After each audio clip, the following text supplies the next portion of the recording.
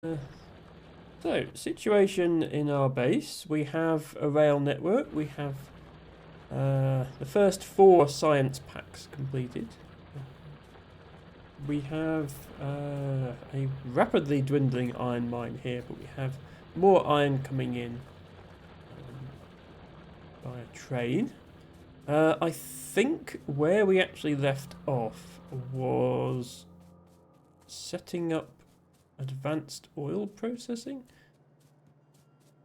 Honestly, I don't quite remember. Yeah, it was. Yeah, we made. So there are 2 recipes for oil products in the game.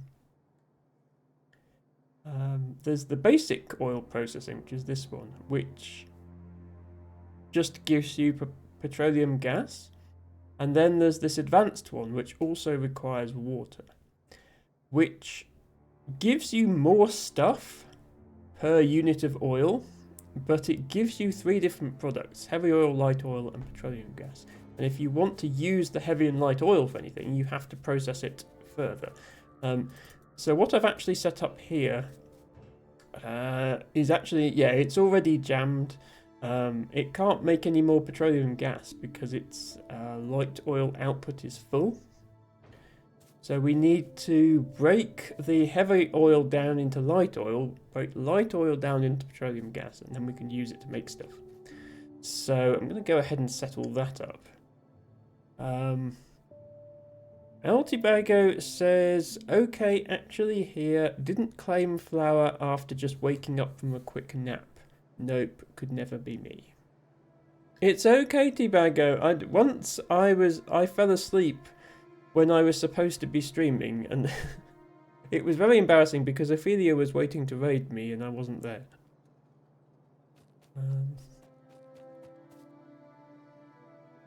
Yeah, so first thing we're going to do, I think, is expand our oil processing a bit. Because right now our oil processing isn't actually functioning.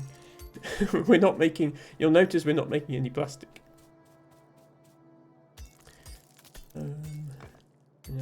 It's okay, T-Bag, even if you're just here lurking and half asleep, that is still much appreciated.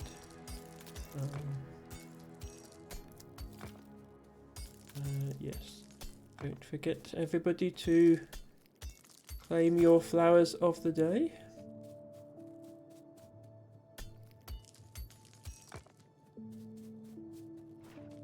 So the recipes we need, and let's leave a bit of space and start down here.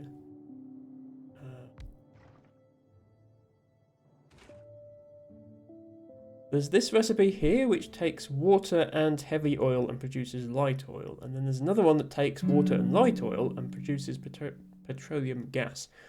We're going to need to run both of those recipes, and we're going to need several chemical plants for each recipe. And this is why I'd set up basic oil processing, just to get us going. I think someone at the end of last stream asked why I wasn't using advanced oil processing yet. And this is the reason, because you have to build a bunch of stuff to make it work. But that's okay. So we'll bring in some more water. I think this one pump will be able to handle this and the sulfur. So let's just fetch some water from here. Wait, what am I doing? That's no. I may have accidentally put water in the petrol pipe. Don't make that mistake.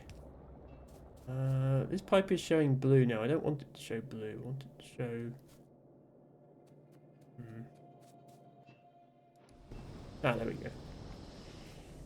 Yeah, one of the helpful features they added in the 2.0 version of this game is you can click on the pipe and just click the delete button to remove the fluid from that pipe. Previously, if there was fluid in a pipe, it was stuck there unless you removed and redid the pipe. So we're going to have to do this sort of arrangement again in order to get 2 pipes because we need a pipe for the heavy oil and a pipe for the water. Hello Ren, thank you for redeeming chicory as your flower of the day. LT Bago says, I set an alarm but made the mistake of thinking I could close my eyes for a little minute after I turned it off. Then the Discord pinged for the stream going live 20 minutes later. Well, you're here now, T-Bago, it's okay. And then we need to get heavy oil down to here. We're going to need to bring heavy and light oil down here. Let's see if I can set something up so that we can do all of that.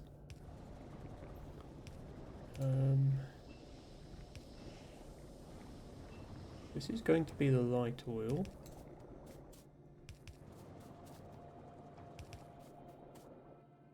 That connects to the output of this machine, and it only has, although it has 2 output pipes, they're both outputting light oil, so that's okay. There we go. And then the heavy oil we need to connect here. Hopefully I've got enough room for all this. Well, yeah, because we can stick an underground belt in this coal belt. It's not particularly, it's a bit ugly, but it'll do. I've seen worse.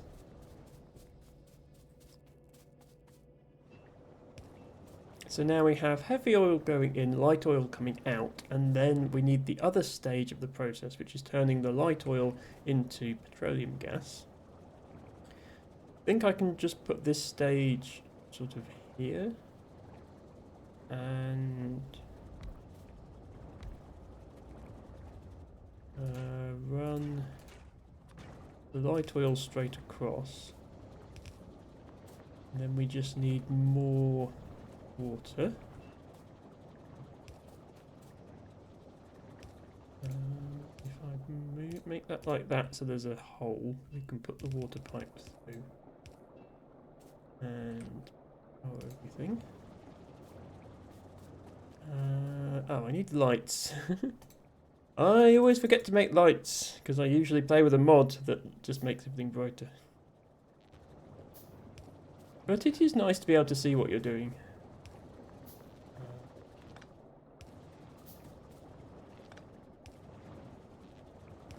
There we go. We need, this is the petroleum pipe. That needs to connect to here. There we go. Now we're finally converting all this extra oil products that we don't need into the one that we do need, which is the one that makes the sulfur and the plastic.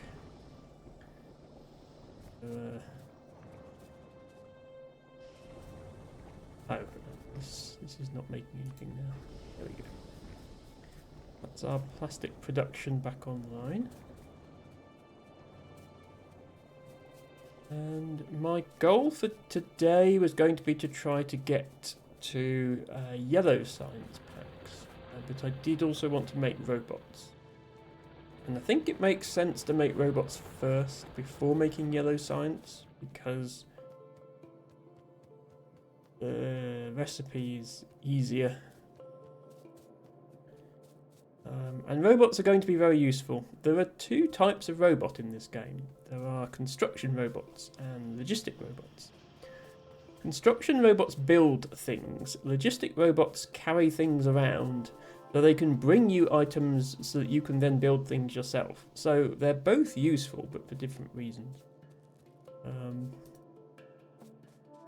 So that's what I'll do here, and then we'll build yellow science over here. I think I'm going to need to do some more tree grenading over here.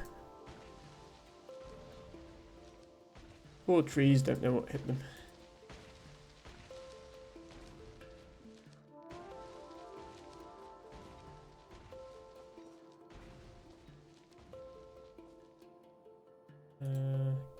turn up the volume slightly. I think I've got it set a bit quiet, but as always, let me know.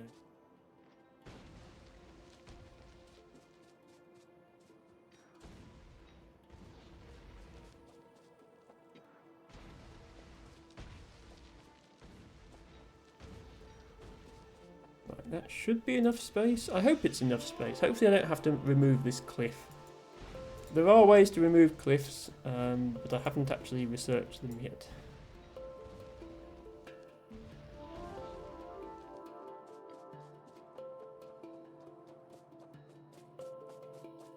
We do have the research for the robots. In order to build robots, you need flying robot frames. And in order to make flying robot frames, you need steel plates, batteries, electronic circuits, and electric engines. We don't have electric engines or batteries yet. Batteries need iron plates, copper plates, and sulfuric acid. Sulfuric acid is made from sulfur. So, actually, the first thing we need to do is go back over to the oil area. I should maybe have stayed over there, because we need to make some sulfuric acid.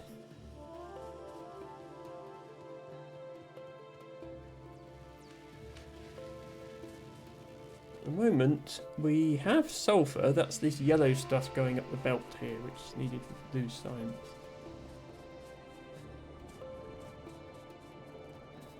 Apparently, sulfur plus water plus iron makes sulfuric acid.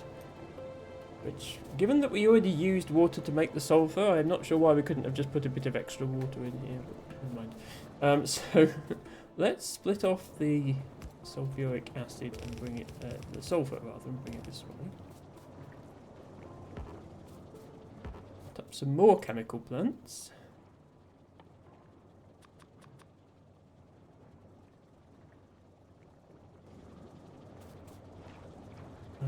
Let's put them like here. Sulfuric acid. We need water again, which we can bring from here.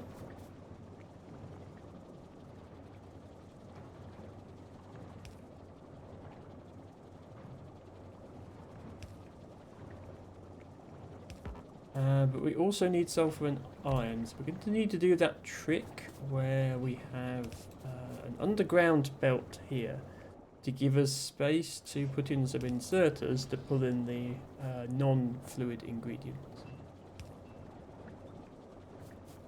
And that's going to give us sulfuric acid. So we have, I think, 5 liquids we're dealing with now. Water, 3 types of oil, and sulfuric acid. Hello, Elfie. Welcome in. Thank you for redeeming Allseed as your flower of the day. We are back with Factorio today.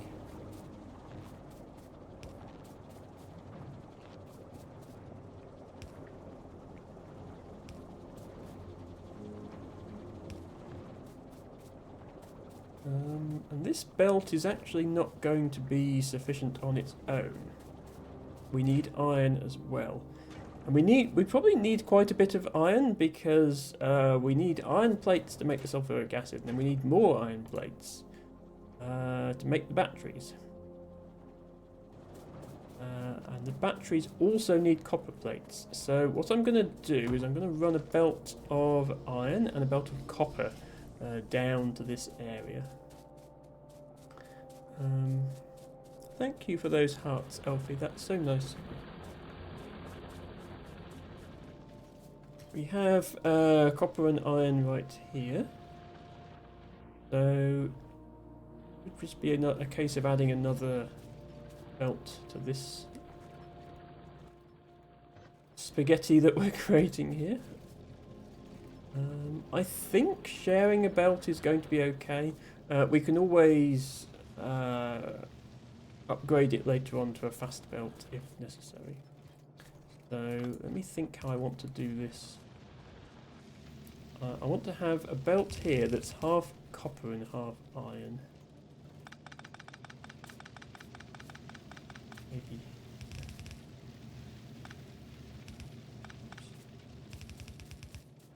So we want to split off some copper there, split off some iron here. Underground belt. There is a power pole right where I want to... Excuse me while I just unpower my entire factory to do that. There we go. Then we can bring those guys over here. And then...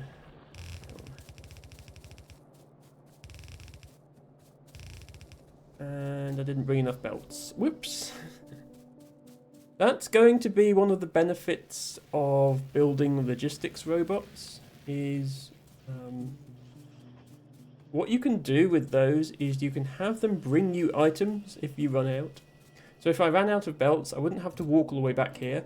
I could just tell my logistic robots, hey, bring me some belts. It's great for playing this game if you're feeling lazy.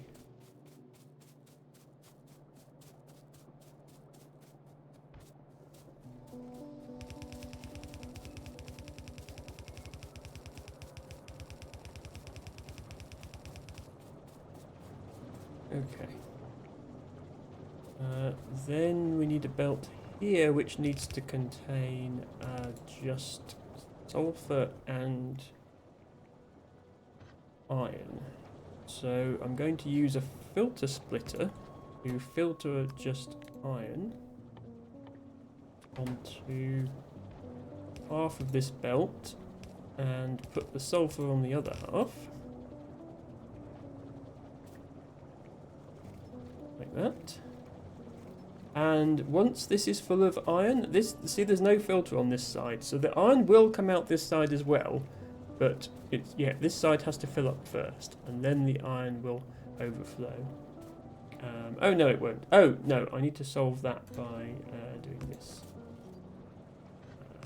Bypass it. There we go. So now we have iron and copper. I keep forgetting how these things work.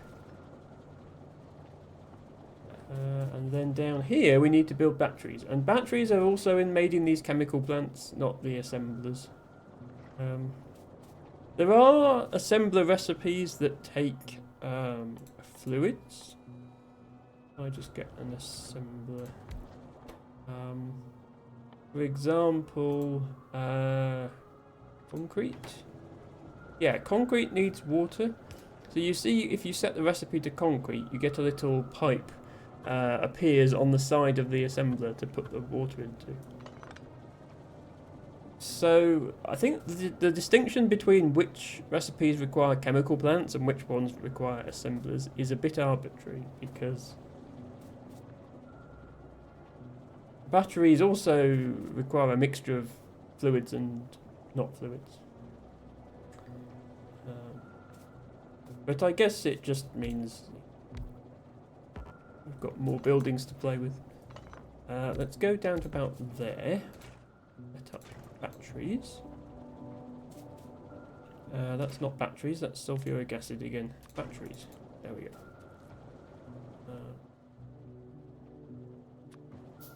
Just connect the sulfuric acid directly there.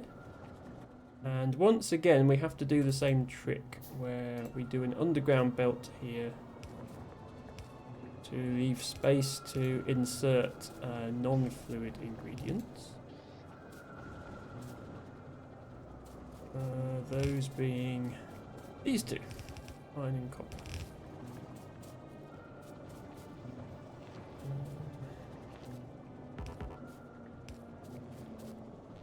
The lights. And that should be everything we need to make batteries. Yes, we have batteries.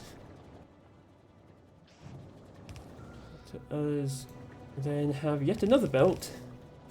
Bring the batteries all the way back to the other side of the base so that we can use them in the robots. This is a bit of a weird way of doing it, like there's all these belts going back and forth, but I like having all the chemical plants over here, and then all the assembling machines somewhere else, in this case over here. Most of the chemical plant recipes require water, so it kind of makes sense to put them near some water. So this belt is going to be trees, and I think that's everything we need to make robots.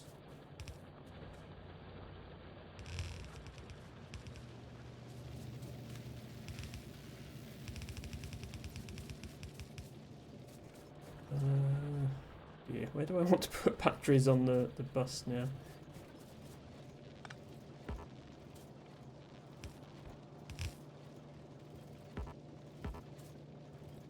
I'm going to do that thing again where I use a red underground belt so that I can get more distance.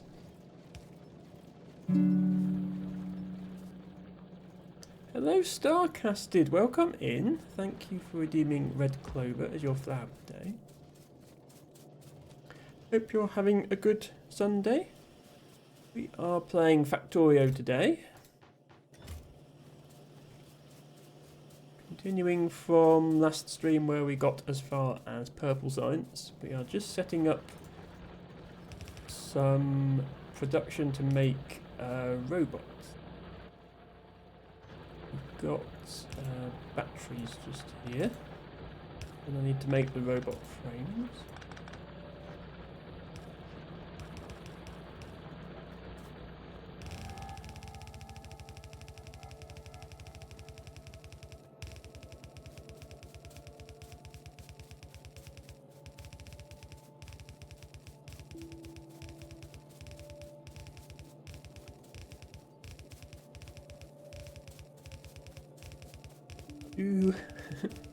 My factory is getting long. Lots of very long belts here, but that's okay. The space is basically unlimited, and belts are not that expensive. Well, the fast belts are expensive. The slow belts are 3 iron plates for 2 belts, so just 1.5 iron plates each, which is really not all that much in the scale of things. So spamming belts is not a problem. Starcasted says that these production lines look absurd going all the way across the map. I suppose. I mean, basically I've got my chemical plants down here and my assembly machines up here. So the belt is going like that distance. I mean, it's not, compared to my rail lines, it's not that far. Like, I wouldn't run a belt all the way from, like, I wouldn't pipe the oil all the way back or the iron all the way back. But I think that's probably okay. Darkasted says, "Wow." Well, I mean, this was actually the closest to iron to the closest to oil to my starting point. Well, this and this, I'm not sure which one is actually closer. I think this one that might actually be closer. But yeah, there's not a lot of oil on this map. This is just the default settings. I think it usually generates more oil than that. So I'm going to make flying robot frames here. I need to make electric engines first. This is where there's a bit of a departure from reality, because electric engines don't have internal combustion engines inside them. That's not how it works. But that's how you make them in this game. Oh, well, we need lubricant. Whoops. Okay, I lied. I said we had all the ingredients we need. We haven't, because we need lubricant for the engines. Lubricant is made out of heavy oil. So I'm going to go back to the oil area again. Silly Emma.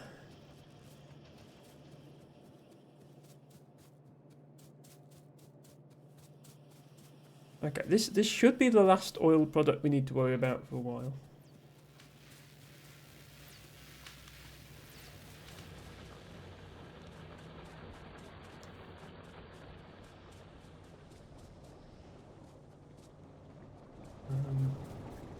So, actually we need to be careful here, because at the moment we're taking our heavy oil and making it into light oil. And we might actually want to make it into lubricant instead. But if we're not using enough lubricant to deplete all the heavy oil, we would need to make the rest into light oil, otherwise the whole thing would jam up. So yeah, I'm not quite sure how this is going to work. Let me actually do, what I'm going to do is I'm going to put some tanks up here. Just so I can keep an eye on how much of each fluid we've actually got. Move that up there.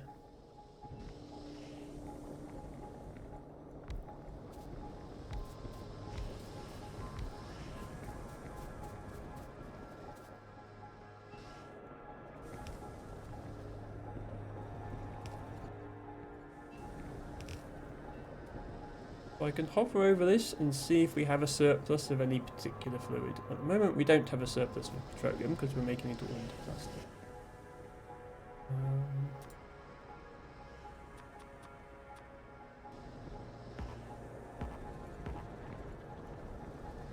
Wait while I craft a few more pipes.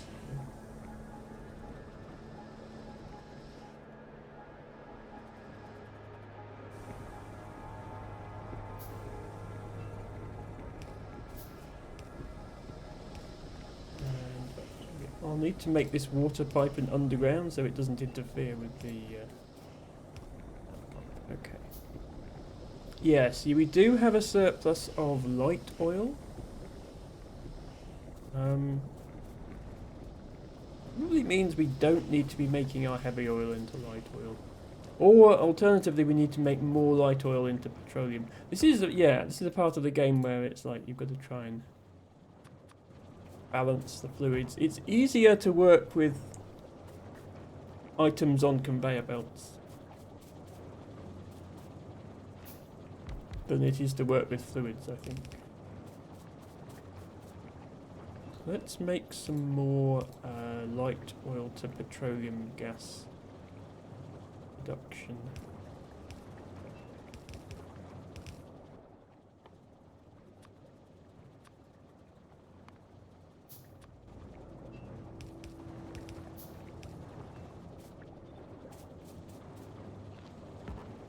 We don't have a backlog of light oil. And let's turn off that for now, and then we can use it to make lubricant instead. Balance the humours, said Ben. I mean, basically, yes. So, yeah, the amount in this tank hopefully will start going down now. It has been going up. And I'm going to have one more tank for heavy oil, if I can figure out...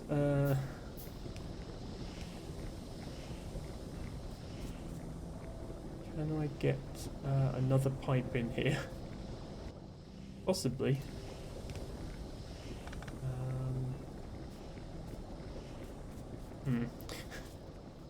Let me go and get some more pipes. This is why I want robots. Once you have robots, you're not constantly walking across the map to fetch more resources, because the robots can bring them to you.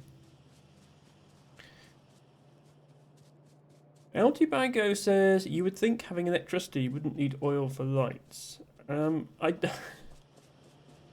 don't need oil for lights. Lights, I mean, they do use 5 kilowatts each, which seems like a lot. They should really put LEDs in these things to save energy. Altibago, the light oil is not oil for lights. It's oil which is light. Hence heavy oil. I'm a silly Altibago. Now you've distracted me and made me walk past where my pipes are. Didn't need to go over there. I needed to go over here.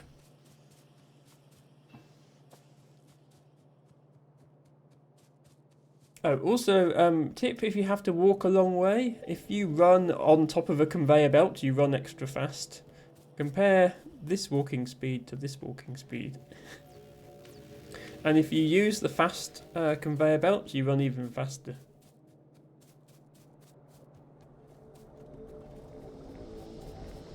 Okay, what I wanted to do was put some heavy oil into this tank. We are reaching dangerous levels of pipe spaghetti here, but I think it can be done.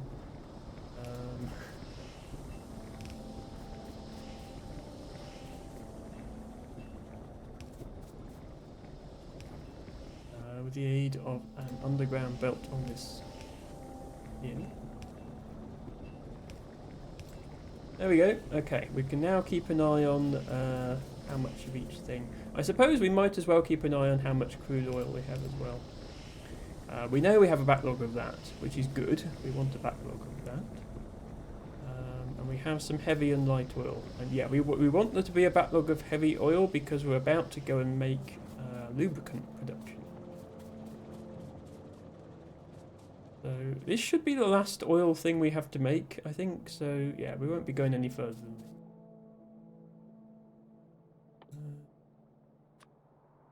this. By the way, chemical plants, as a botanist, I have to say, chemical plants not my favourite kind of plant. They don't have leaves or flowers. They just spew pollution everywhere. It's not like plants at all.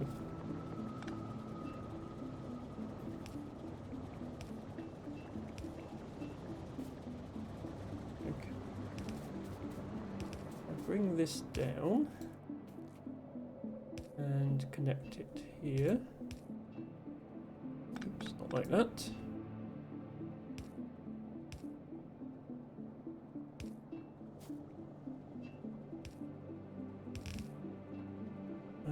Power, and of course the obligatory lights. We are making lubricant.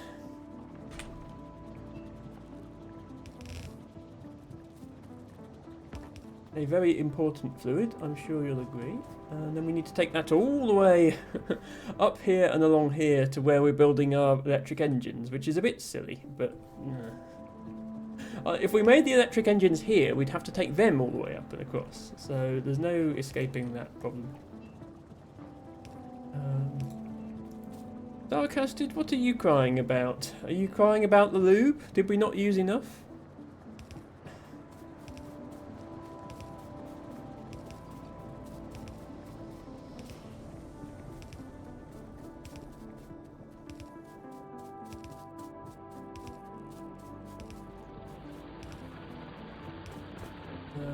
Right, now we actually need to get it over the other side of the factory.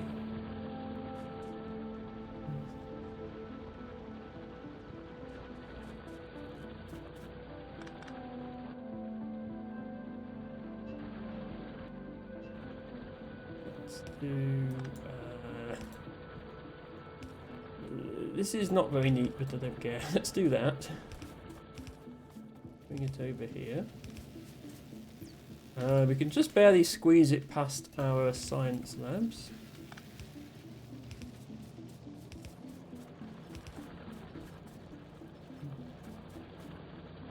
Then we can have it just next to the batteries on this belt.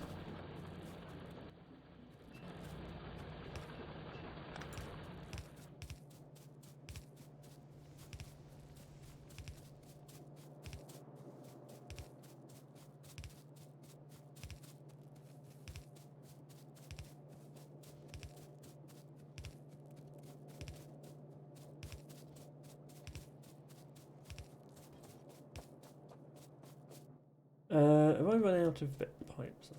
Well, I haven't run out of underground pipes. Sorry, I haven't run out of overground pipes, I've run out of underground pipes.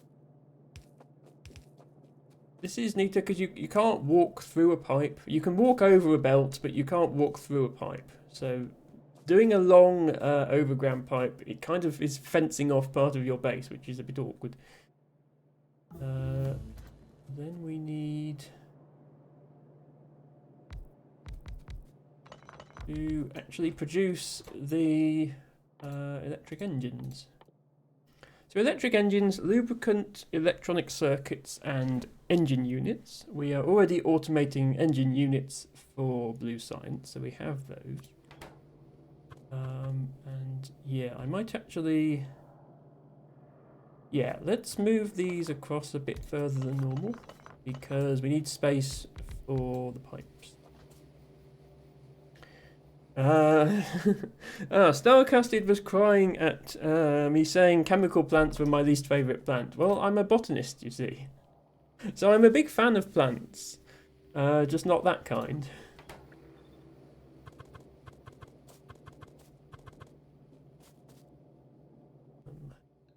So, as we did with the chemical plants, we need to come up with something that allows us to insert ingredients whilst also connecting the fluids with the pipe. So...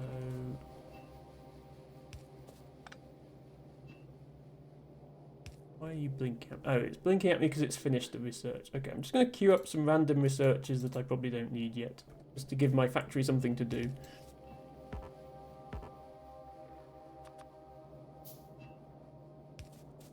And then we're going to make our way across the belts with this pipe now as well.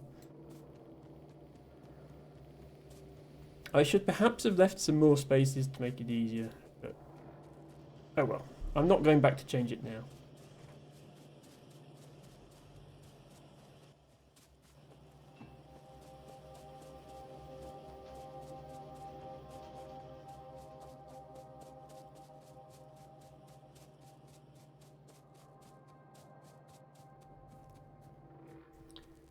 I never did put a light on that.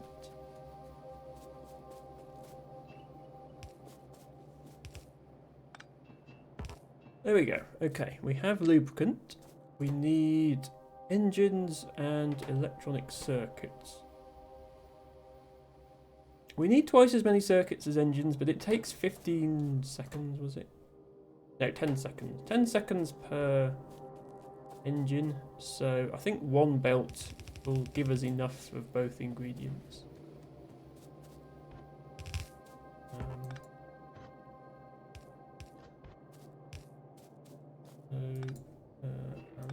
Maybe it's in the way now.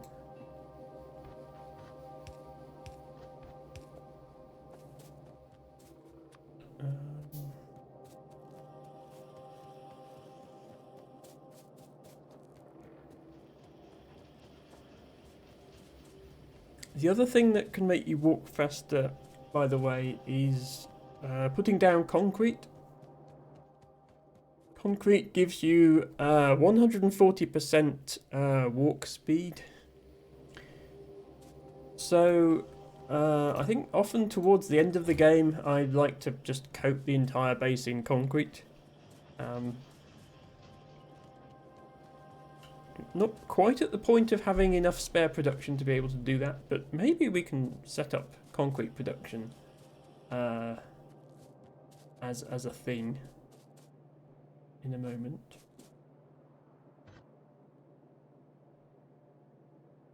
So circuits there, and engines. Where are engines? There they are.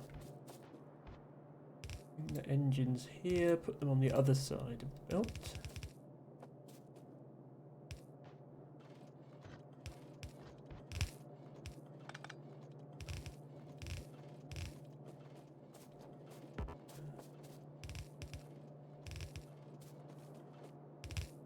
Anything else along?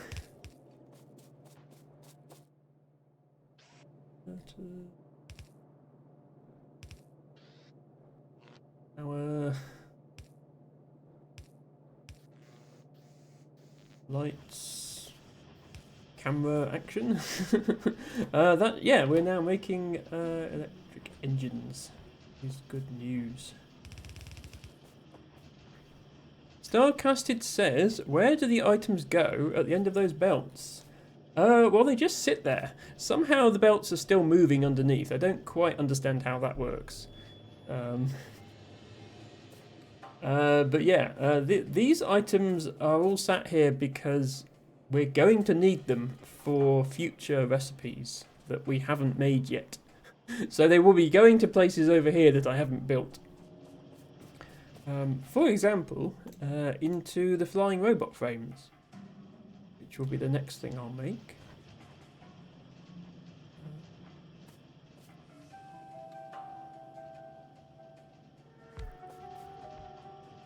Now these have quite a lot of ingredients, so I think we're going to need to use long inserters. Yeah, 4 different ingredients.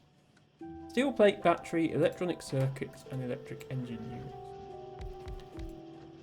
So let's have 2 belts, and then put 2 ingredients on each belt, 1 in each lane. I think that should work. That's what I was trying to do. So I'll put steel plates and batteries on this belt, because they both come from the top.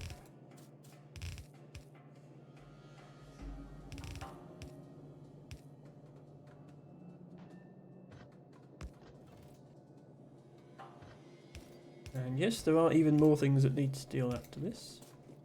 And then this belt will be the electronic circuits and the electric engines. The electric engines are right here. We can kind of just bring them over that. And circuits are here. Bring those down. Yeah, it's very easy to make a belt with different items on each side. You just run the 2 belts into each other like that. Pull these out.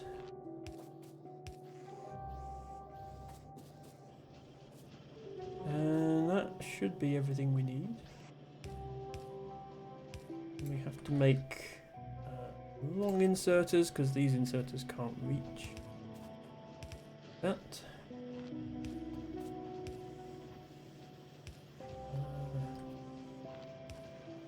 Forget lights. Now we're making flying robot frames. We're almost at the point of being able to make robots. There's a couple more steps to go.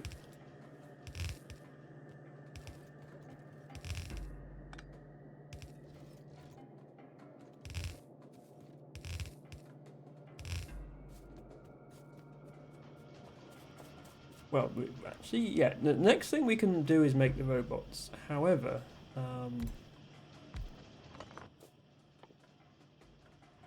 we also need to make these roboports. So the robots have a battery in them, and it has a limited charge.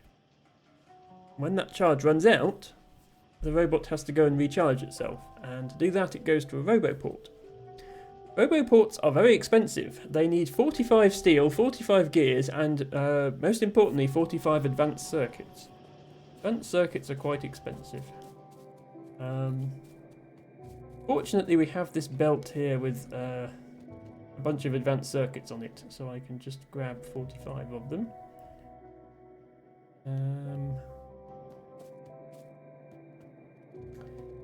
And with the roboports, in theory, you could just have 1 roboport. The problem with that is,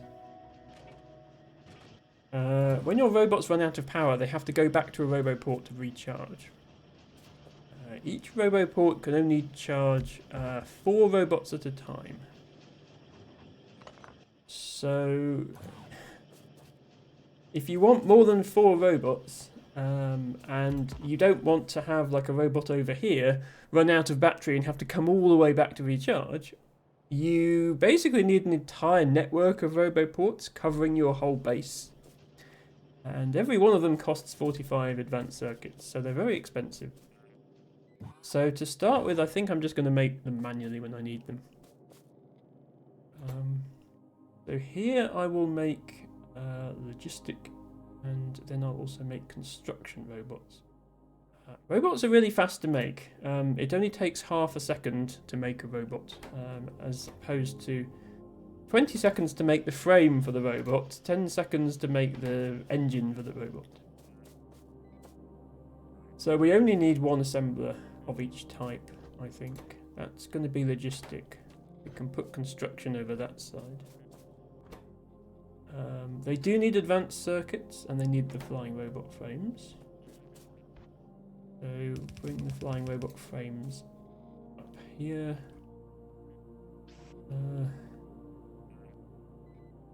Insert them in.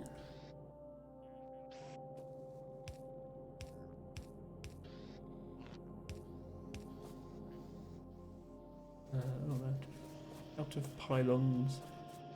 You must construct additional pylons. Fortunately, I have done just that. Hello, Squid Coder, who says Factorio! 3 exclamation marks. Yes, Squid Coder. This is my 4th stream of Factorio.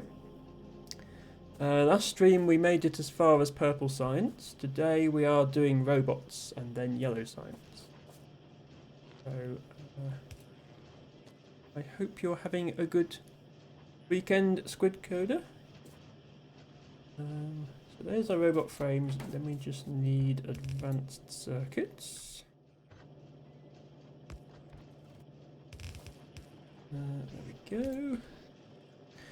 Squid Coder says, I made my own little automal finally. I'm so hyped. Okay, in Factorio, I guess. I've made some bits, like I've got a bit here making pylons and a bit here making assembling machines, and I'm making belts over there. What I'd like to do is set up everything to be delivered by robots automatically. I'm not quite there yet because I've got to actually make the robots. There we go, we have made robots. So this is the robot. It can fly. First thing it's going to do is make a beeline for the nearest roboport. But the cool thing with robots is if you give them some storage. So these little yellow chests are logistic storage chests. The robots can't use the normal wooden chests or steel chests. They can only use these special ones. If I was to put, say, some belts in here, and then if I was to run off somewhere else, and then you'll see that my inventory screen has changed. Rather than just this bit with my inventory and this bit with the crafting recipes, I've got this middle bit called logistics. If I tell the robots, I would like 100 belts, please, and then confirm, the robots are going to bring me belts. I can just stand here and they'll run back and forth, and if I deploy some more robots, they will bring me more belts faster. And there's no real limit to how many robots you can have.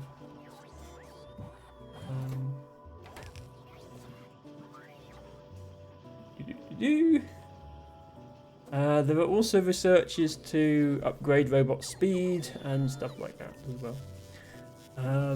Squid Coder says, pro tip on the bots, read the robot statistics from a roboport, then set inserters to add bots to a roboport if available bots drops under, let's say, 100. Okay. Yeah, my plan was just to have an inserter here, inserting more bots into the roboport, and then just turn it off when I had enough. I think Squid Coder is saying you can automate that. This is like circuit network stuff again, isn't it? Which I never really got into, but yeah. Now that the game has sort of made circuit stuff easier, because you just click this button here and you can make a wire instead of having to craft them, which helps. So you're saying read statistics from a roboport. So, okay, yeah, read robot statistics. I see. And then, right, and set inserter. So yeah, basically do what I was going to do, which is have an inserter here, shoveling bots into the roboport. But have a wire, and then enable or disable the inserter based on... I see, yeah. So these letters here, this is dangerously close to programming, which is supposed to be the focus of our Saturday streams, not our Sunday streams. But these letters are like variables. So the game is putting a value of 17 against signal X to tell me that there are 17 bots available. And then I think what I can do is I can say signal X is less than 100, say, then this will be enabled. So what should happen is it should make 100 bots and then stop. So I don't have to supervise it, I can just leave it making robots. So yeah, I get what you mean, Squidcoder, that's really cool. Squidcoder says you have that inserter there, but now we can automate the shutting off. Squidcoder says Alt G for green wire, Alt R for red wire, Alt C for copper wire.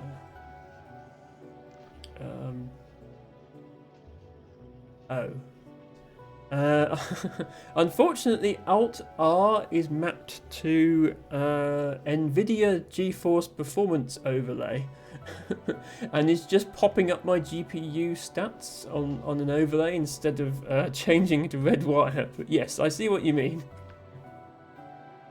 But you can also just press these buttons down here, which is what I have been doing. I'm not using the wires all that much to need that at the moment. But if I start using a lot of them, I will rebind them. Thank you for that advice. Okay, it's actually only made 49 robots, but that's because we ran out of frames. Which is because we ran out of batteries. It's probably because we misbalanced our oil. Harry says that shortcut is surprisingly common. It's fine. I will rebind it if I need to. I'm not worried about being super efficient. The one thing you do need to know to play this game, I think, is to press Alt. If you just, like, say you just look at this, it's not obvious which machine is making what. I mean, you can sort of see, you can see this is making green science because there's green science coming out. But this is how the game looks by default, and then if you press Alt, it does this. And it's just so much clearer, and I don't see why anyone would ever play without that setting on. Copper cable is useful if you want to disconnect power networks or rewire the poles. Yeah, I get that. So here, for example, if I want to make a wire across here, I can just place a pylon. But if for some reason I didn't want a wire here, I can do this, and then it disconnects the wire. I mean, it doesn't matter because there's a wire there. But yeah, you get the point. Okay, I need to trace why we are short of batteries. We're not out of iron or copper plates, so it must be sulfuric acid that's not working. Oh, no, it's iron. Wait, why is there no... Okay, there definitely was a belt here. Because I made some batteries, but it seems to have gone missing at some point. Okay. We should now get some batteries again. Yes, okay. Problem solved. Squidcoder says, fun fact, there's even more things alt mode can show. Settings, interface, alt mode. Turn it all on, or at least turn on the show combinator setting.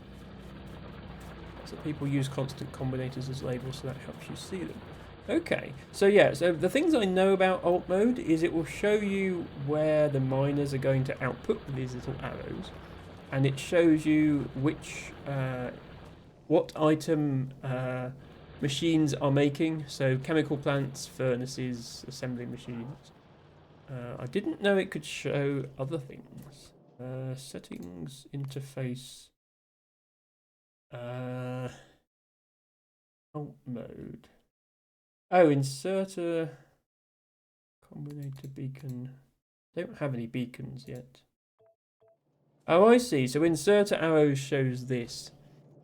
I think that's probably a bit distracting to have on all the time. Because if you have an inserter selected, then it shows it anyway. If you hover over an inserter or you have one on your cursor, then it shows it. Lots of people use constant combinators as labels, so that helps you see them. Yeah, I think in 2.0 they've actually added a display panel. So I think there's less need to use these as labels now, but maybe people still do. I haven't really experimented with any of that sort of stuff yet. Oh dear, our iron is continuing to dwindle.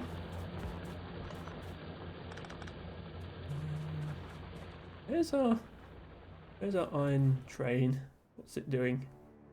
Oh, I guess it's loading iron. That's what you'd expect it to be doing. Let's see if we can at least make use of some of this iron down here. As well.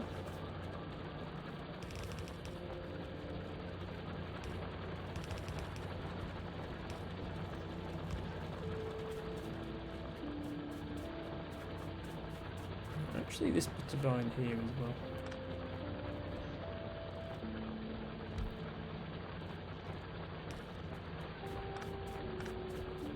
As you can see from all these pylons, the iron patch was a lot bigger when we started. It was about this big. We had to go and... But we have... There's that patch, but there's also patches up here. So we have plenty accessible by train if we need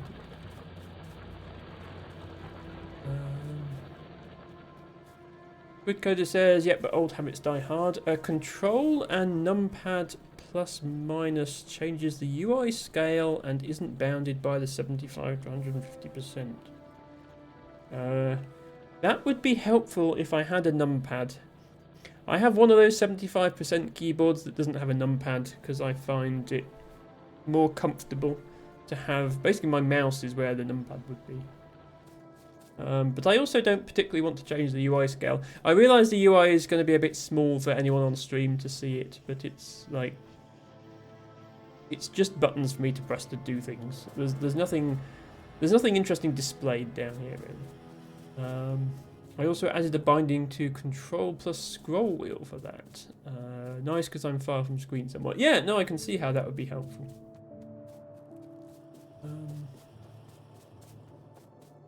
Okay, now that we have robots, I would also like to make construction robots. So construction robots can build buildings for you.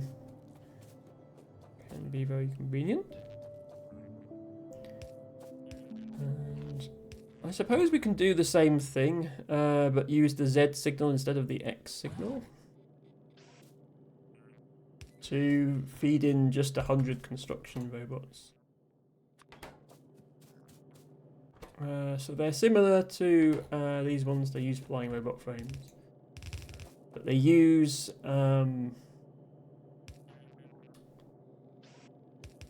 green circuits instead of red ones.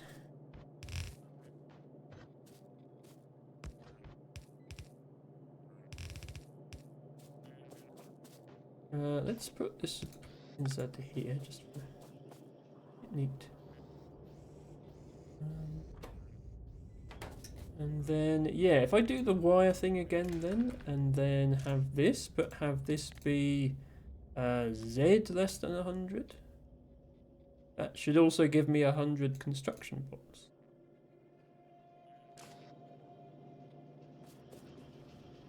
Okay. Also, you can change the signal it uses in robot statistics. Oh yeah, you mean you can click here and choose a signal?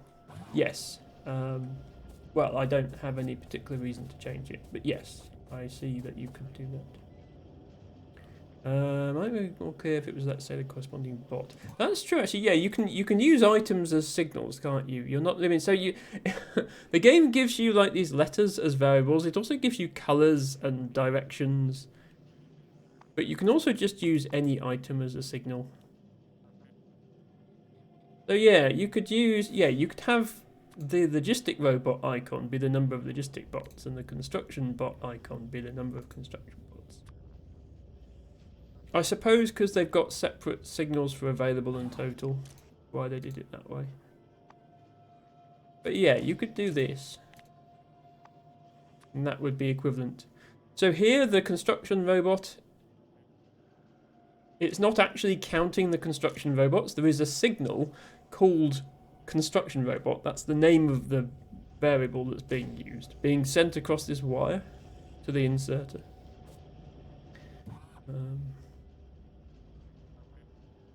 Which is a thing, yeah. And the logic in this game is very, very powerful. If you're used to something like Minecraft Redstone, this is much, much more powerful. It's amazing. Not just in terms of what you can do, because you can do anything with Redstone, but it takes up a lot of space. You can build very compact logic in this game. Like, you can build an entire computer and it wouldn't take up much more space than, like, the one screen. People have actually done that. People much smarter than me, obviously. Hello, Hurricane. Welcome in. Thank you so much for redeeming Field Bindweed as your flower of the day. I hope you are well. Okay, we are out of belts. Right, let's actually set this up. So you can see I've already got a request in here for some belts. Right now, the bots aren't going to fetch any belts for me because the belts are all the way over there. And that means they're out of range of the Roboport. So the first thing I need to do is make more Roboports. Which means I need lots of advanced circuits. And lots of steel. And lots of gears.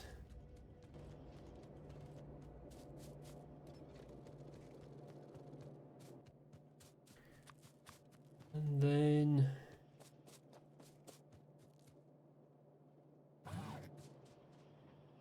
if you place additional Roboports, you see there's a sort of line, dotted line, extending from the Roboport to any existing Roboport on the map, and there's this orange square. The orange squares have to touch and the line has to touch in order for the robots to be able to navigate from one to the other. So that's too far, but that's close enough. So you want that sort of spacing between Roboports across your entire base, and then the robots can just fly anywhere they like. So let me do that. There.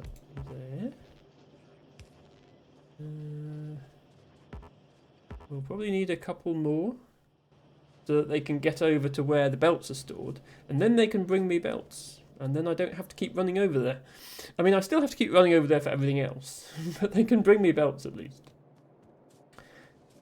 Unfortunately, they're so expensive that I've used up all my steel building them.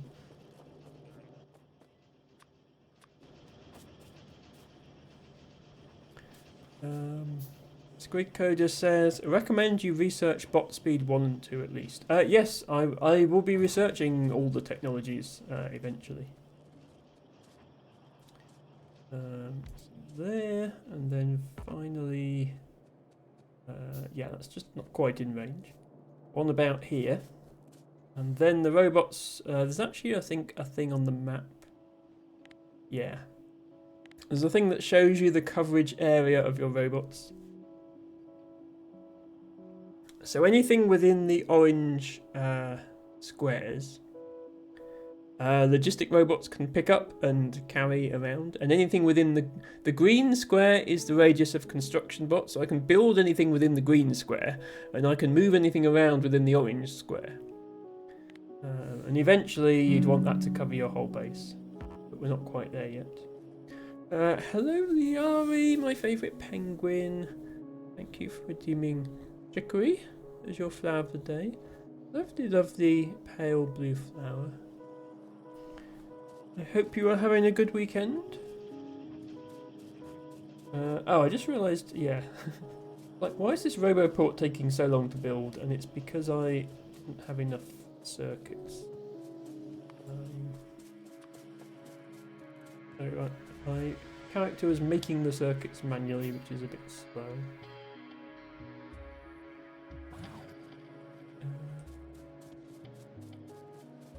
Put that one.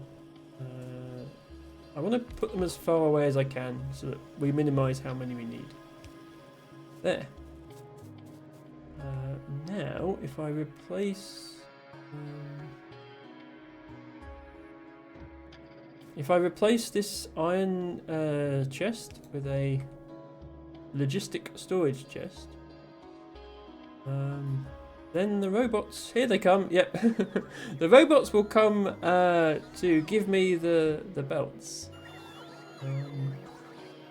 Yeah, they're a bit slow at the moment, but as Squid Coder mentioned, there are speed upgrades for the bots. And the cool thing is, because you've got this logistics thing here, you can leave this set to 100, and anytime you use up at belts, then the robots will come and bring you more. So you can just keep building as much as you like and never run out. Squid Coder says 2 more nifty UI things. The character info in the bottom left of screen. We move next to the quick bar. Window next to quick bar in interface. And the last one is that the tooltip shown under the minimap can show next to cursor instead, which finds it a little easier. Entity tooltip on the side turned off. Oh yeah, so that tooltip. I mean, this area in the bottom left, it's mainly there to show you your weapons. And I'm not really using weapons in this game because I'm not playing with biters enabled. So I don't really care about those. But it's good to know that the option is there. Right, how are we doing for power actually? Yeah, we are going to be running low on power soon. Maybe it would be good to build some more.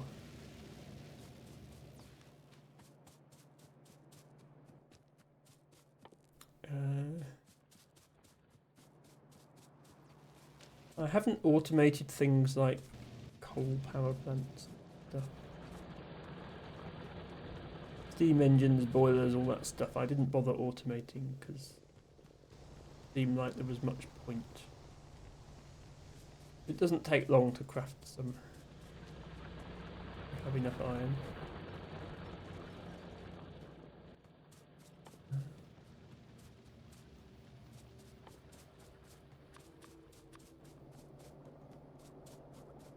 Grid Coder says, and now I lurkies. Hope my findings and settings help someone out. Yes, thank you, Squid Coder, for sharing those things. And enjoy your lurk. Thank you for being here. Yeah, right now we're running our entire base off of this, which is not a whole lot of power.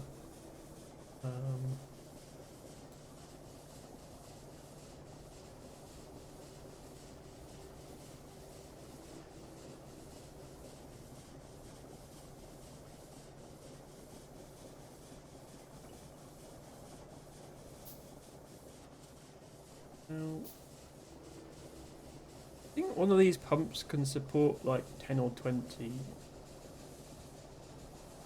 boilers. So let me just extend this down.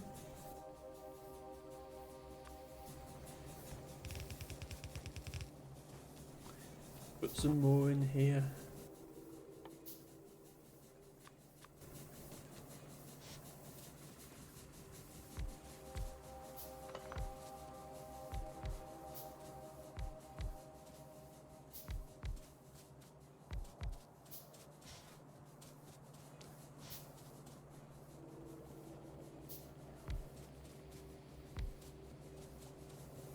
And maybe some more here as well.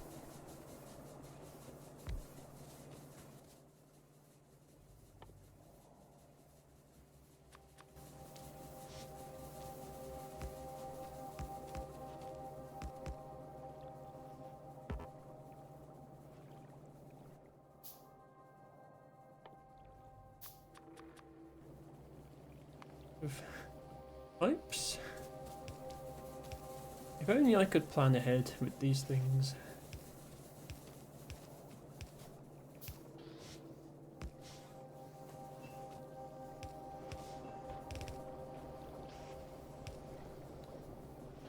By the way, you can build a landfill in this game. So, don't think I've researched it yet. So you can actually turn the water into land. But you can't turn existing land into water, so I kind of want to keep the water that I've already got. Otherwise, I'm a bit stuck.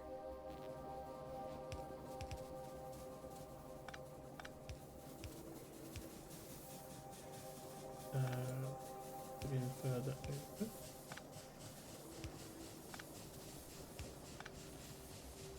There we go.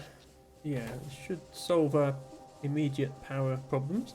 There are many other sources of power available in the game, which we will probably need to look into at some point before we finish this run.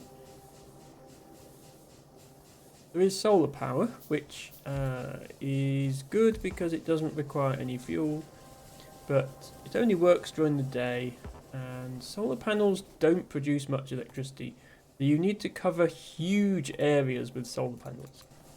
And I mean huge. Like, to power a base this size, you'd need like this much solar power, which is a lot.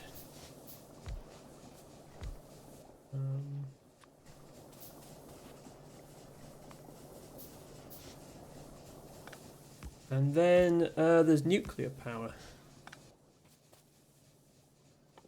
Requires you to mine uranium, which is the green stuff over here, and then build a whole series of buildings like reactors and stuff. I've never understood how the nuclear power works in this game, but one day I'll have to figure it out, so maybe we will. Unlike Satisfactory, it doesn't produce nuclear waste that damages you just to stand near it. So it's got that going for it.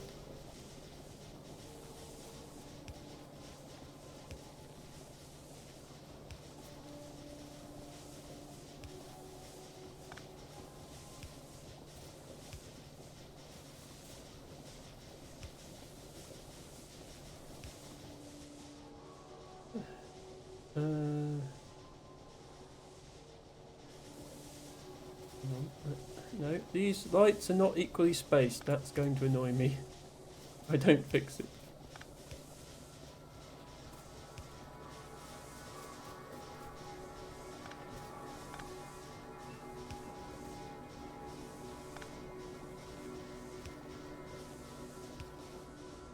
There we go. Okay, that is 34 megawatts of power now. Keep us going for a bit.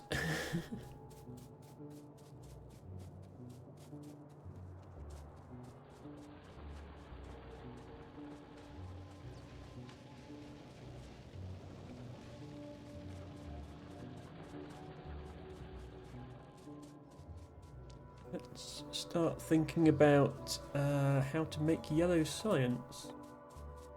So we have unlocked yellow science packs. One of the ingredients they take is flying robot frames, which is why I wanted to make the robots first. But there are then two other ingredients which are quite expensive to make: processing units and low density structures. Low density structures are copper, steel and plastic. We have all of those things, but you'll notice it's 20 copper plates, so these things really chew through copper. But I will set up a factory for them here, I think.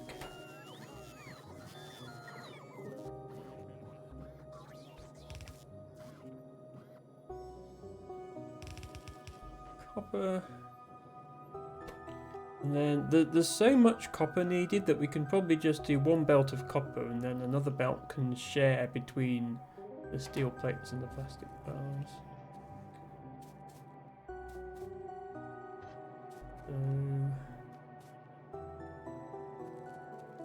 That and that.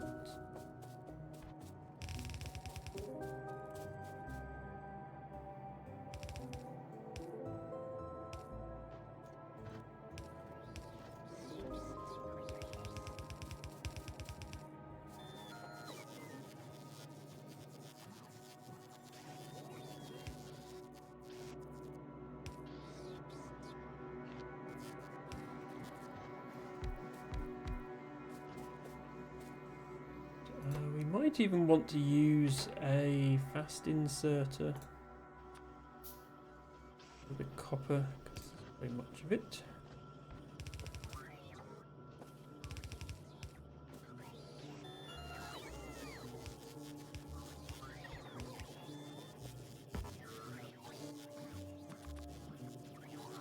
And you will notice, as I said, as I'm placing these belts down, you'll see that robots are showing up, carrying more belts for me. So, however many belts I use, the robots will always go and fetch more and bring them back and top me off to 100 belts. Eventually I'll set everything I might need to build with, so inserters and assembling machines, all those things can be set up to be delivered by robot.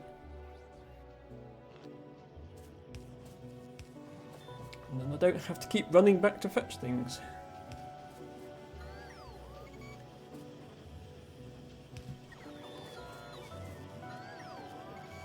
Okay, we are now making low density structures.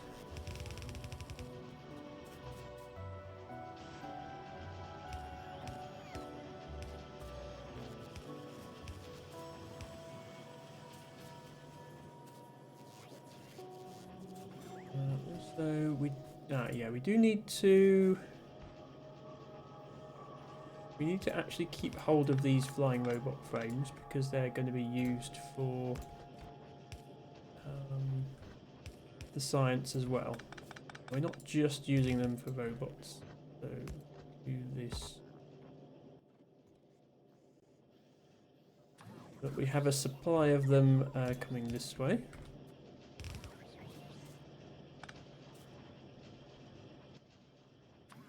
Run out of underground belts. I need to set up the bots to deliver them.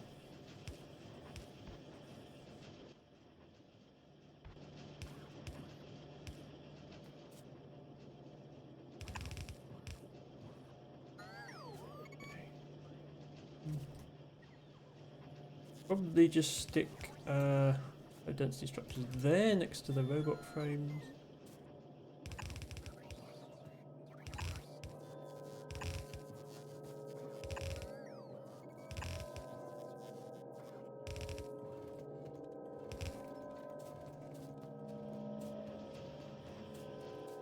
So that's 2/3 of what we need for the yellow science, aka utility science. We also need processing units. Processing units are another very expensive thing. So people call these blue circuits. This is sort of 3 different tiers of circuit. You've got green, red and blue. Blue circuit needs 20 green circuits and 2 red circuits. It also needs sulfuric acid, which we've already made. But again, the sheer number of green circuits you need to put into one of these makes them very tricky to produce in bulk. We can set up 1 or 2 assemblers for them and go from there. The design of this is going to look quite like the electric engine units because we need to put fluid into them. So we'll have a pipe here with this sort of thing going on. And then machines here. I don't think we'll be able to afford to run 4 machines worth of these, but I'll set up 4 anyway.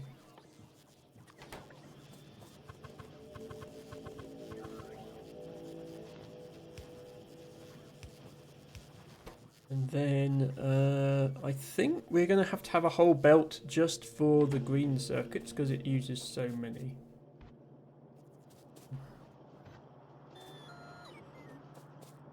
So we'll do that. And then I'll put the red circuits the other side and then use long inserters to extract the blue circuits. So red circuits here.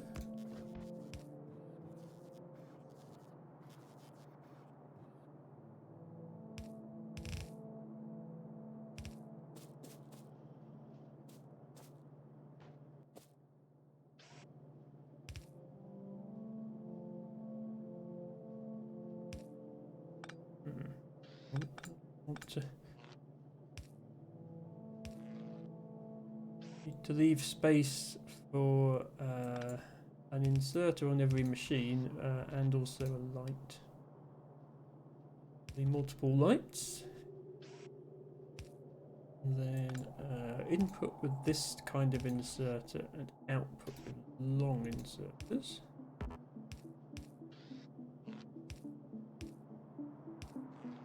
Go. Then we just have the task of getting sulfuric acid over here, which I forgot about. Otherwise I'd have run the pipe at the same time as the lubricant pipe. So let me go and get a whole load of pipes.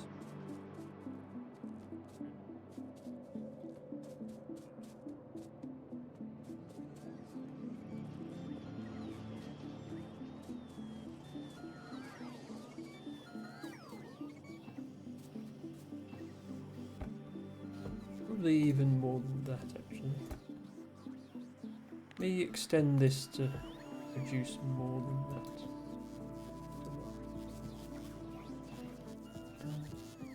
We also pick up a bunch of iron and then we can make some ourselves. Oh wait, hang on. That's not right. Why is there blue science in the middle of my purple science belt? That's not going to function.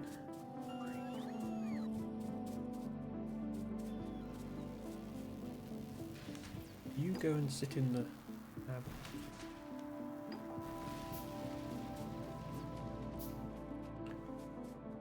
Yeah, so we're going to need a sulfuric acid pipe running alongside the lubricant pipe.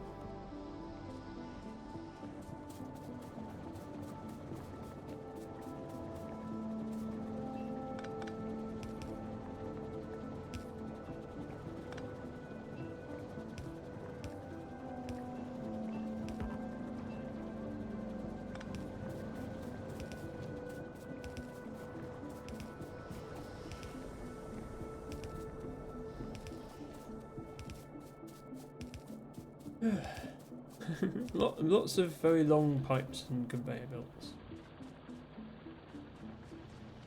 Also, I should probably have built my science area like 2 tiles over because this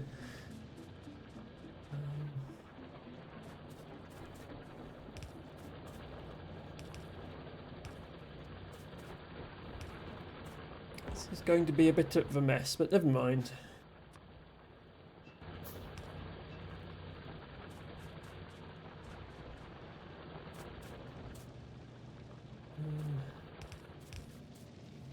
Actually, yeah, we just build it straight under the furnace area.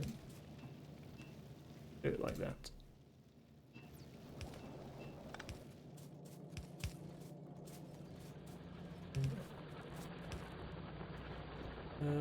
Probably want it just 1 tile above.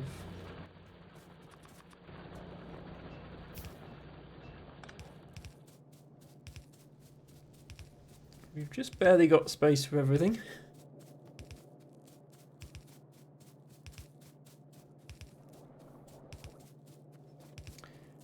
El Tibago says, "Ah yes, superheated acid is a great idea." Look, what's the worst that could happen?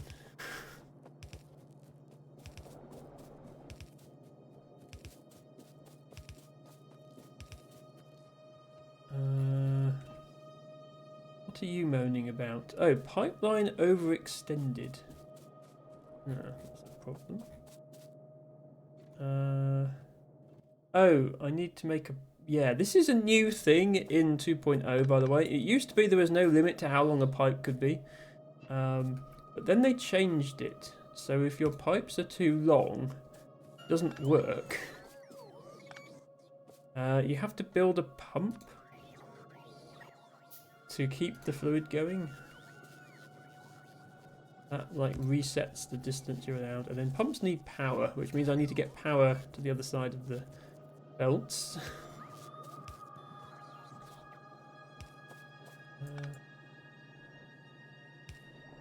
There we go.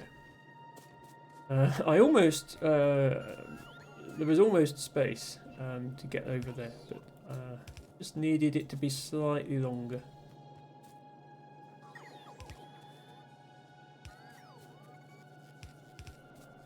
There you go.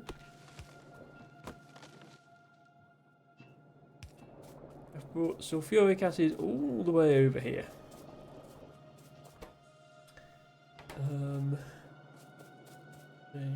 Oh, yeah, we ran out. So if you try and build something that you don't have, as I'm attempting to do here, the game will very helpfully place these ghost items in place to show where your items will be if you had them. Let's put blue circuits next to green circuits. No, next to red circuits.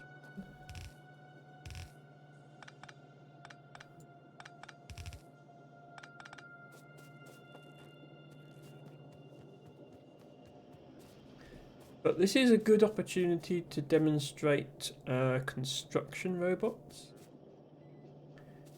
So, did I make any construction robots yet? Yes, so I have 100 construction robots in here. And anything that's highlighted blue like this on the map is eligible to be built automatically by construction robots. So, much as I was able to have the logistic robots bring me belts automatically, if I make this chest here that's got the underground belts, if I make that into a logistics chest, then the construction robots should actually fly over here, pick them up, take them here on the map, and actually build them. That's what should happen. Yep, here they are coming now. As I say, you can upgrade the speed of these robots. We do not have any of the upgrades.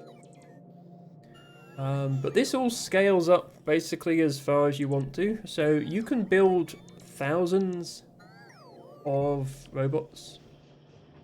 And there are these blueprints in the game.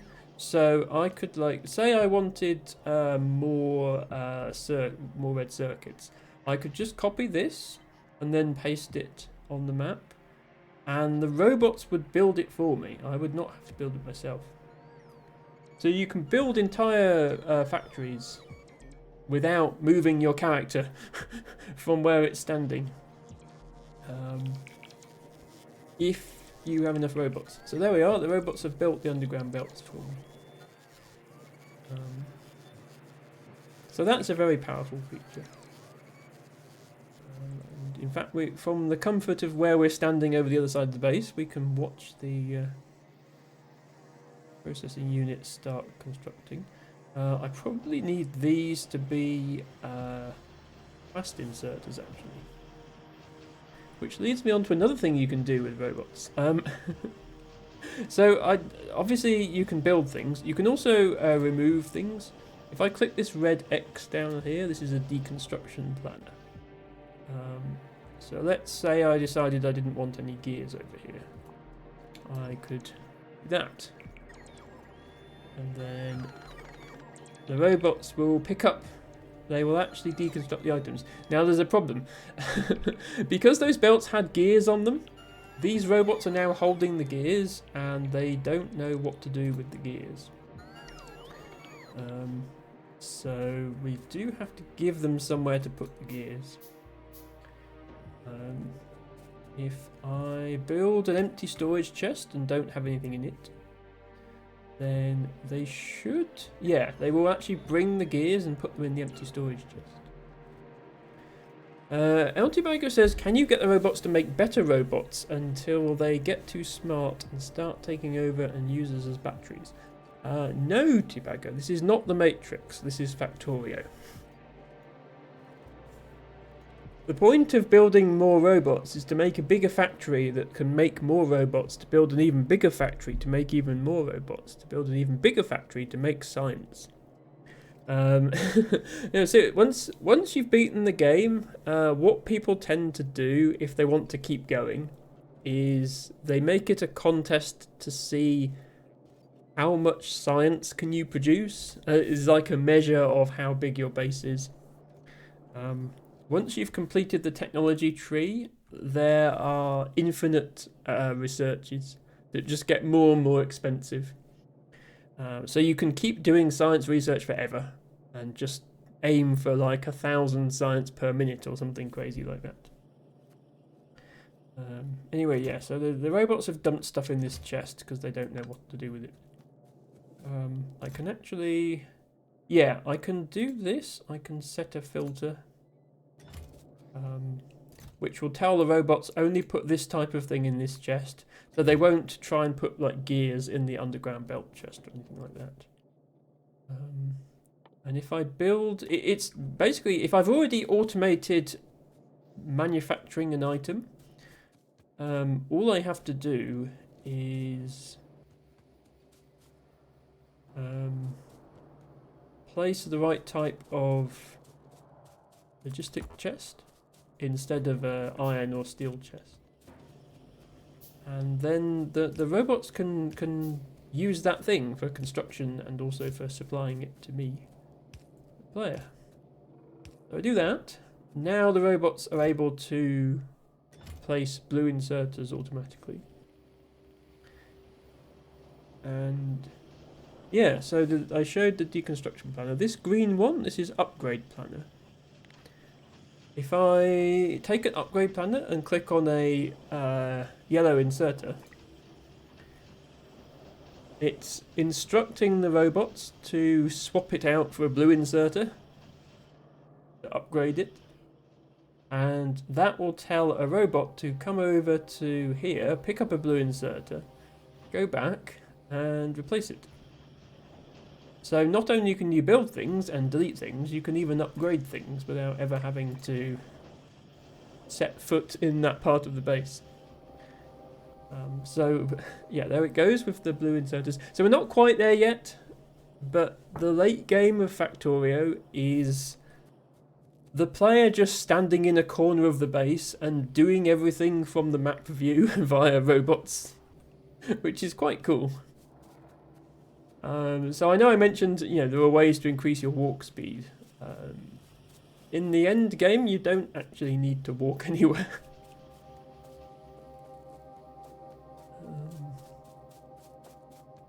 Okay, let's... Well, actually, while we're passing through, let's make these chests here logistics chests as well. Bots can supply us with those things. Let me put a logistic request in for underground belts, so that they keep me supplied with those. Here are our very expensive blue circuits. That's everything we need for yellow science. I shall build here. We are going to bang into this cliff, so yeah, I might have to take a detour from my plans to build some cliff explosives, which, as their name suggests, is used for exploding guys named Cliff.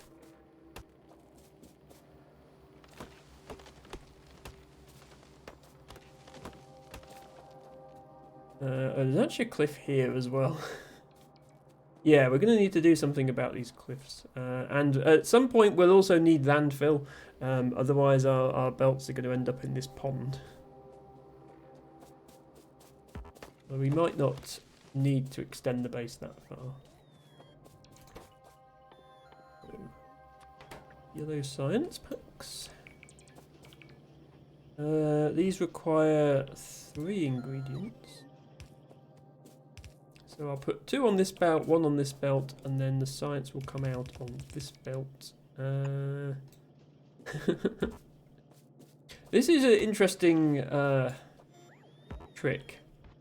You can put underground belts through cliffs. Not quite sure how that's meant to work, because surely this land is higher than this land, so there's like an elevator hidden inside this belt. But you can do that. Then we just need to run the... Actually, let's... well, let's... I won't pick it up manually, I'll just tell the bots to get rid of it. There we go. I'm actually going to tell them to supply me with 400 belts at a time instead of just 100, because then I can build long belts without having to be interrupted. I want this to be lined up with the blue and purple science belt, which is there.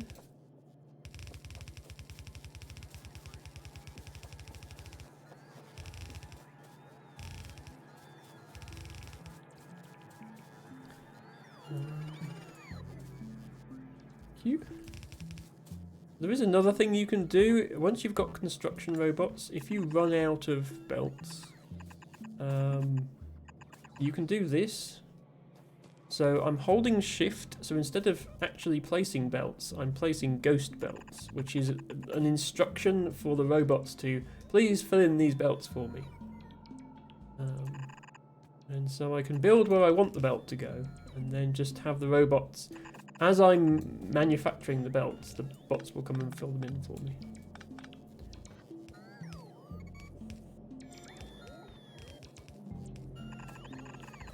And they will continue to deliver belts to me as well.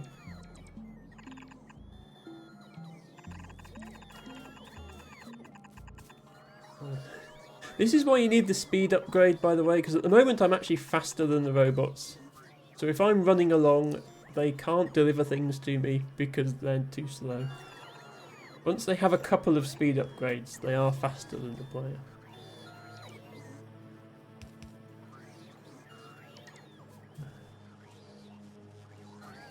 Yeah, see? Poor robots. So slow.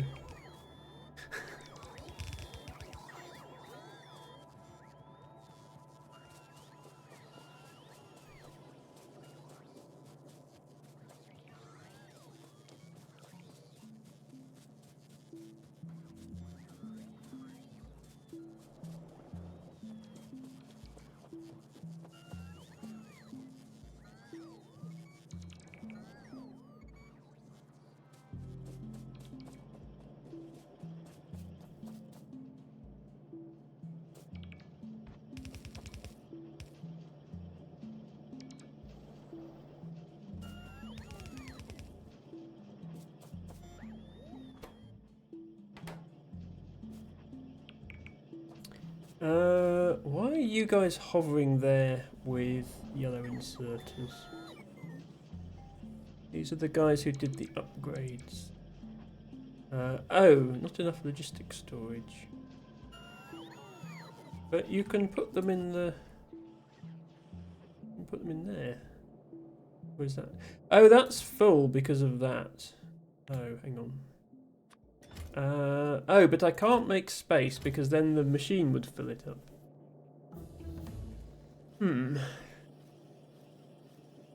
Okay, there must be a way around this. See if I can come up with something. Anyway, before I do that, let me finish building the alliance here.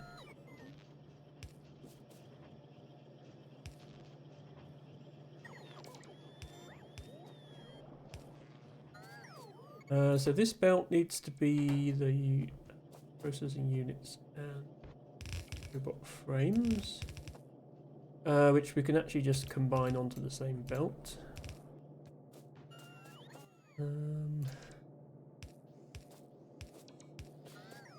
This other side needs to be blue circuits.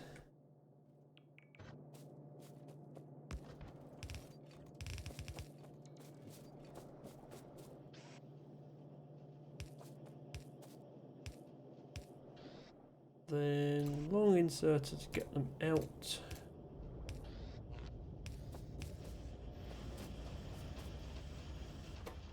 We are making yellow science! Hooray!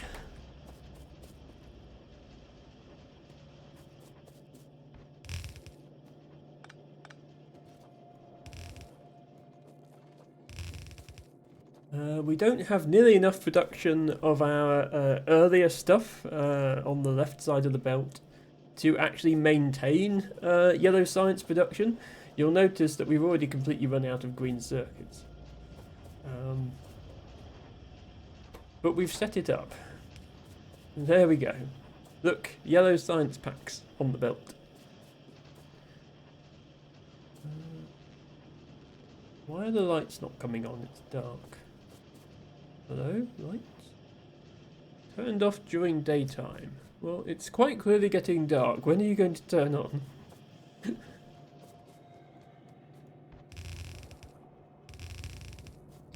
So the yellow science pack is the last one we need in order to beat the game. There are 2 science packs we haven't built. One of them is military science, which is kind of optional if you're playing without biters on, because it's only military technologies. I think we will probably build it just so I can say I've researched all technologies. And the other one is space science, which is the white science packs. Those are unlocked by beating the game, and they sort of form a set of like post-game technology, including the infinite science. So we're not going to worry about any of that just yet. What we are going to worry about is the fact that we're not actually producing enough stuff in our base. You'll see that we're not producing enough circuits. So I'd like to extend this.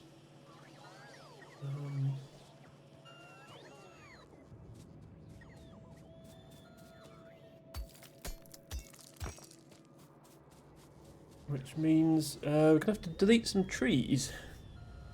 I've already shown 3 tree destruction methods in this game, which is chopping them down, shooting them, and throwing grenades at them. But there is another method. You can get your bots to demolish the trees for you. And they're very efficient at it. You do need to give them somewhere to put the wood. Hello, DKW Daft, welcome in. Hope you're having a good weekend. We're playing Factorio today. We've just discovered mass robot deforestation, which is a wonderful thing, apparently. I do not condone doing this in real life. So that forest was in the way of our circuit factory. The science is also kind of in the way of the circuit factory, but we can sort of just put it on this side and run the belts. So now you really start to see the power of robots, because I just hit Control-C, Control-V on my circuit factory, and the bots will build the factory for me. I need to actually connect the belts up between the 2 parts, but they'll do everything else.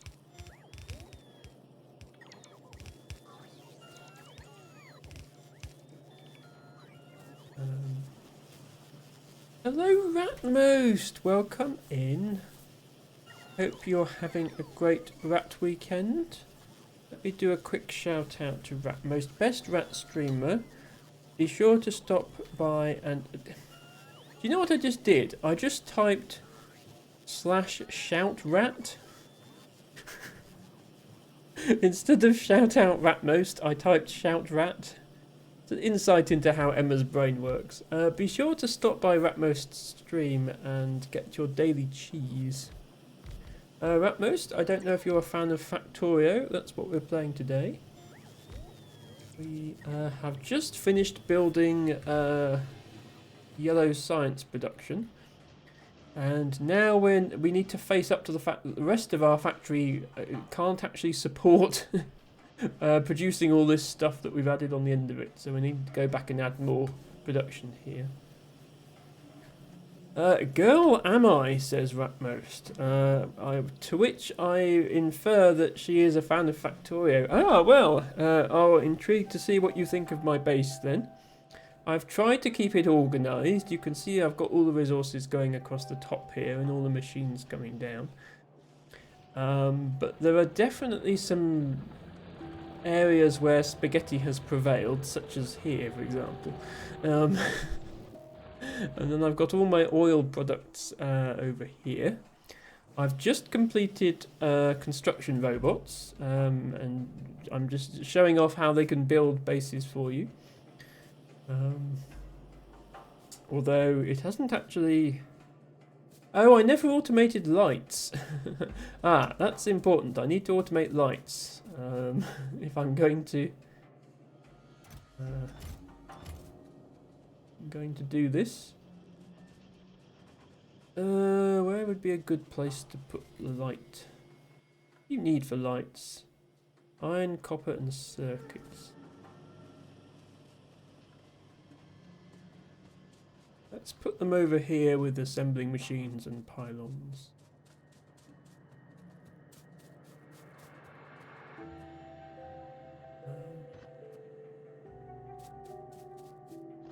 There is another tier of assembling machine which I haven't researched yet, so I want to reserve this for the tier 3 assembling machines. But we could maybe put lights like here, something. So let's make that circuits, and that wire rather, not circuit. Be lights.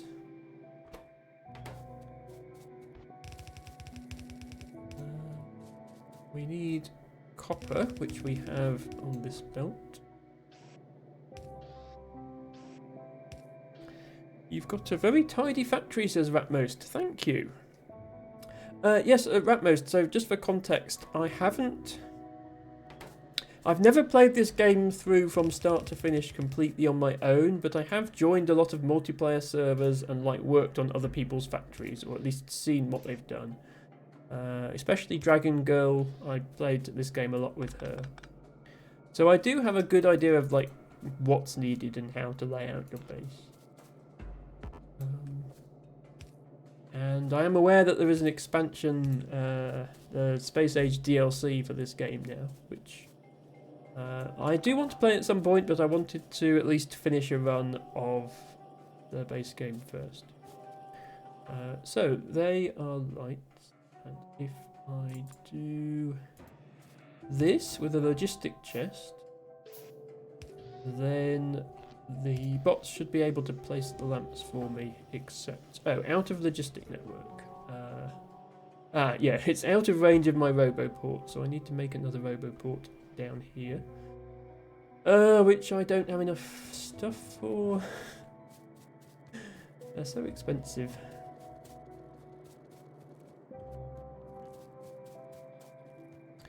DKW Daft says, sorry if this is a personal cue.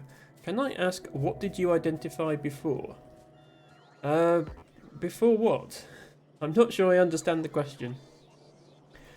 LT Baggo says, the new addition to the Rat cinematic universe. Shout Rat. The brand new Rat podcast. Yeah, it's... You've heard me, mix up words before. Like yesterday when I wanted to say Opus Magnum and I said Magnus Opum. I mean, it doesn't help that the name of the game Opus Magnum is a play on the phrase Magnum Opus. And I turned that into Magnus Opum somehow. Yeah, instead of typing shout out Ratmost, I typed shout rat. Shout rat outmost, I guess. Ratmost says, today on Shout Rat, we are interviewing Ron Fishman to learn more about the media representation of carp in Dwarf Fortress. I mean, if there's one game out there that is complex and deep enough to have representation of carp, then it would be Dwarf Fortress. Okay. Oops, I just built a rail signal by mistake. If I place a Roboport down here. Then my robots can build lights. Hooray. The other problem is they haven't placed the power poles. The reason for that is I copied off of this, which is using wooden power poles, but I don't want to automate wooden power poles because although I have plenty of wood, wood is actually a finite resource because once you've cut down the trees, that's it. So I'd rather use the medium electric poles. Fortunately, I think I can do this. If I just do that with an upgrade planner, it will try and upgrade everything. It will try and make the belts into fast belts and the inserters into fast inserters and the assembly machines into fast assembling machines. But I think you can filter them. Yeah, so I can say I just want to make small electric poles into medium electric poles. And then now I have a medium electric pole upgrade planner that I can do that with. Isn't technology wonderful? And then that should do what I want. That should tell the bots to bring... Yes, to bring medium electric poles. Ratmos says, I've played 500 or 600 hours of Factorio and got to space exactly one time by keeping to a strict minimum viable strategy. I do hope to get to space this time, because a bit of an anticlimactic stream series if I don't.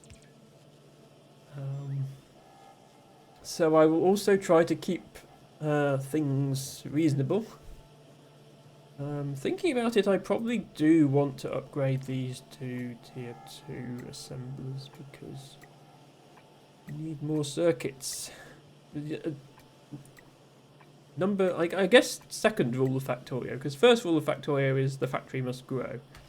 Second rule of Factorio is you never have enough green circuits. We also don't have enough copper.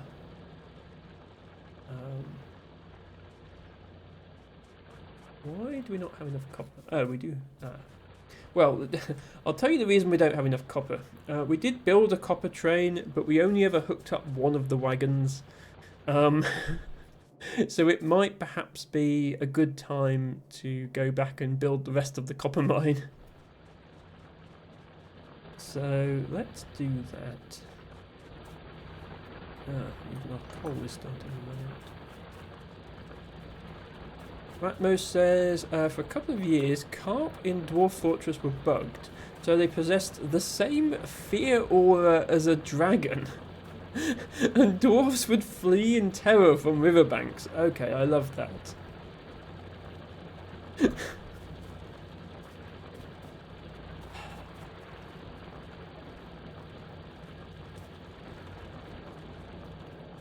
Okay, right, yeah, so, I think we'll take a break in just a moment here, but then the next thing we'll do once we've taken our break, I think, will be go and build the rest of the copper mine. I should be able now to just request all the things I need to build a mine with. Let's ask for like 100 miners. Let's say maybe 100 underground belts. Those. We've got enough rails already. Let's do a request for power poles. Inserters. Ooh, a raid. Hello, Schwack Gaming 91. Great username. Thank you so much for raiding with your party of 11 viewers. Hope you all had a good stream. Thank you, mods, for doing a shout out to Schwack Gaming. Do let us know what you were playing and whether it was successful. Were you playing Factorio, perhaps?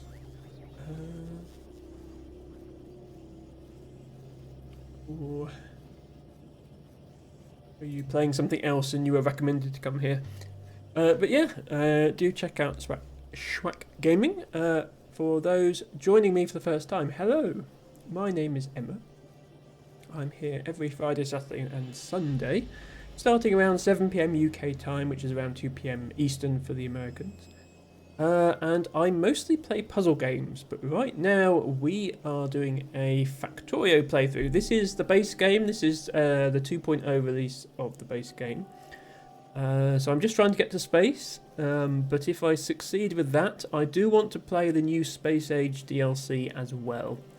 That will follow on from this. Schwack Gaming says, you reacted to one of my Twitch stories, so I'm showing love. Well, thank you. Yeah, I tend to just scroll through all the Twitch stories and react to all of them. So if I follow you, I will react to your story. I think I've lurked in your streams before. I don't remember. We know each other through a mutual streamer friend, and I don't remember who. But yeah, we were shiny hunting in Pokemon. Okay, that's good to know. Yeah, any Pokemon fans in chat? I don't think Dustin is here today. I know he's a Pokemon fan. But yeah, give Schwack Gaming a follow. Thank you once again for the raid. I shall be sure to keep reacting to your Twitch stories then. Why do we have Mountain Avens, 8 Petal Mountain Avens, White Dryas, White Dryad, Dryas Soctopetala. Okay, we have a read from Botany Book Redeem. Okay, I'm going to put Factorio on pause for just a few minutes here while we take a quick break. Don't worry, I'm not going anywhere. But when I'm not playing video games on the internet, I am a botanist in real life. And I like to share that with my viewers by way of the redeem that Tibago just used, which is for 1,000 channel points. You can name any British wildflower and I will read about it for you. He did also have a drink water redeem in there, so...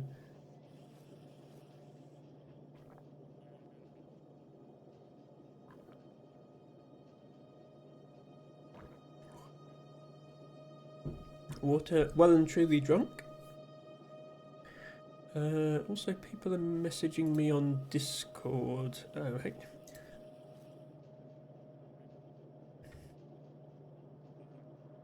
Hazel is messaging me, DMing me on Discord, apparently oblivious to the fact I'm streaming.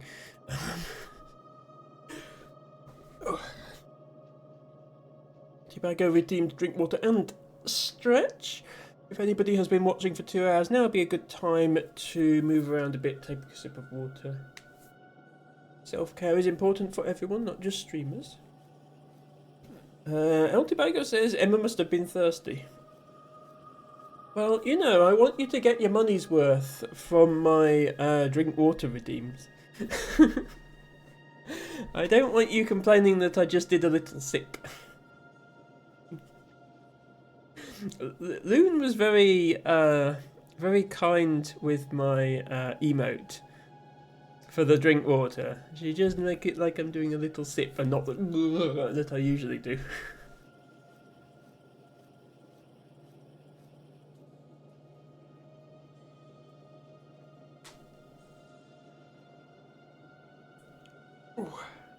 Same with the stretching. A lot of streamers, you redeem stretch, they'll just do like one quick 5-second stretch. I think if you're gonna stretch, you should commit to it. Oh. Not my free imaginary internet money, says Tibago. Oh, well, it's not free. You pay for it in watch time. I suppose you can lurk and it still gives you the points. So. You're not really paying for it in watch time.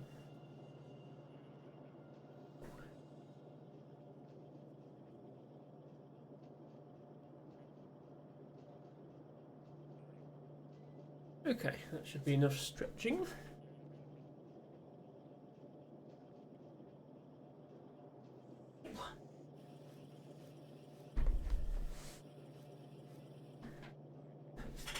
Tibago wanted to learn about Mountain Avens.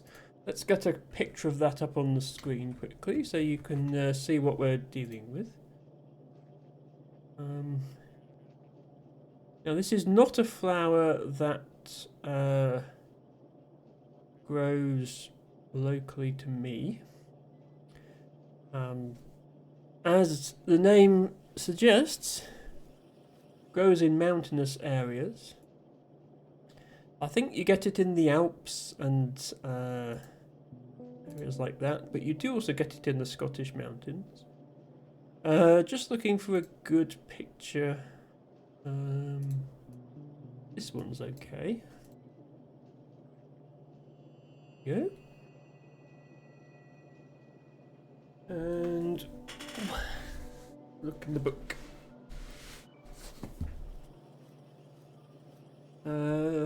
Yes, the alternative names include 8-petal mountain avens, which makes sense. It does indeed have 8 petals. And white dryad. Or where that comes from, it is white. What it has to do with dryads, I don't know.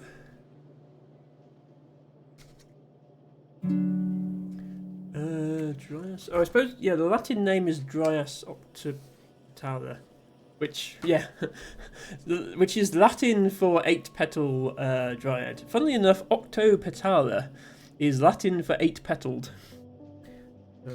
Don't have to know much Latin to figure out that one. Hello, Hazel.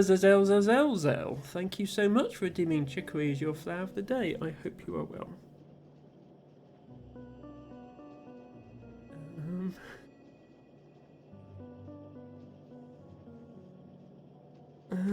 Okay, it is in the book. It's in the other book.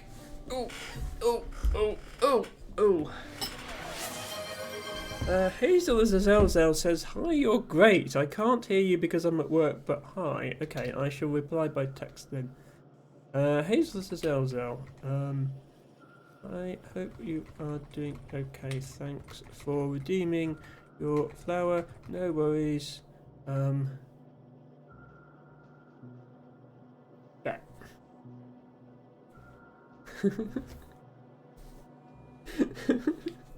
Also, everybody please check out Hazel. Amazing streamer.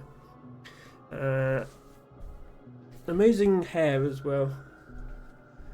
He dyes it like yellow, pink and purple. It looks amazing. Okay, which page was it? 265. Mountain avens.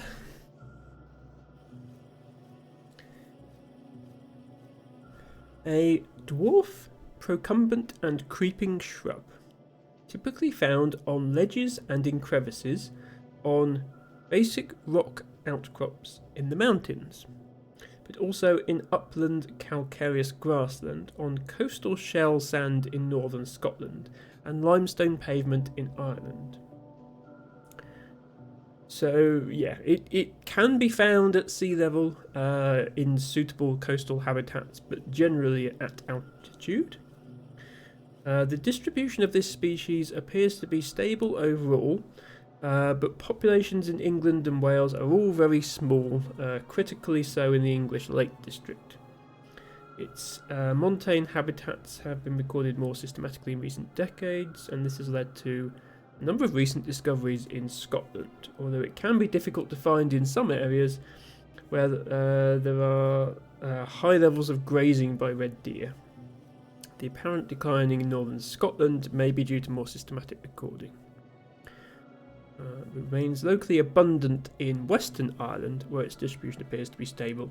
So historically, this plant would have grown anywhere that there was suitable high ground, but grazing and habitat loss, which across Britain and Ireland, generally speaking, England has the worst habitat loss due to overdevelopment, followed by Wales, followed by Scotland, followed by Ireland. Ireland still has a comparatively large amount of natural habitat due to its large rural areas away from the eastern populated areas.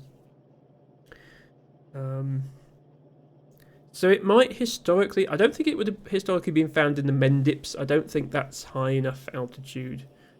But yeah, in Wales it's restricted to a couple of locations in Snowdonia. Would almost certainly been more widespread there once. There are 2 sites in the Pennines and 2 sites in the lakes. Again, it would have been much more numerous there once. And then it's throughout the Scottish Highlands. So, probably also prefers colder climates, which would explain its north skewing distribution, which means that it's at risk of climate change. Climate change would tend to push distributions further north. And this plant grows in what's called the circumpolar climate, so it has plenty of north to go to. You would find it in Scandinavia, for example, but that would definitely put a lot of pressure on it within Britain and Ireland. We don't have the with plants that grow in mountainous areas, you're thinking, well, yeah, okay, it doesn't want to go any further south, but of course it would grow in the Alps, but that's because the Alps are much higher. So it's much colder at the top.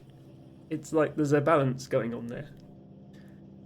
Pushing the distribution northwards would put it at risk in the Alps and in southern England. I will quickly get up a distribution map.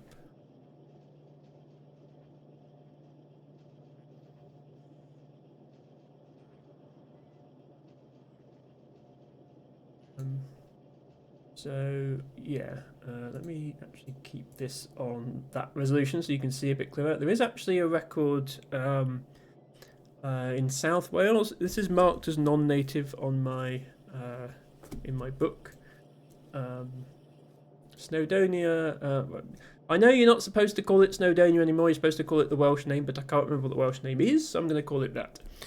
The lakes, the Pennines, and actually in the lakes it hasn't been seen since 2010, so I don't know if that's still there. Scotland is the main stronghold, and then this area here. So this is a limestone area. There's a lot of limestone pavement here, and it likes limestone pavement apparently. Where specifically is that?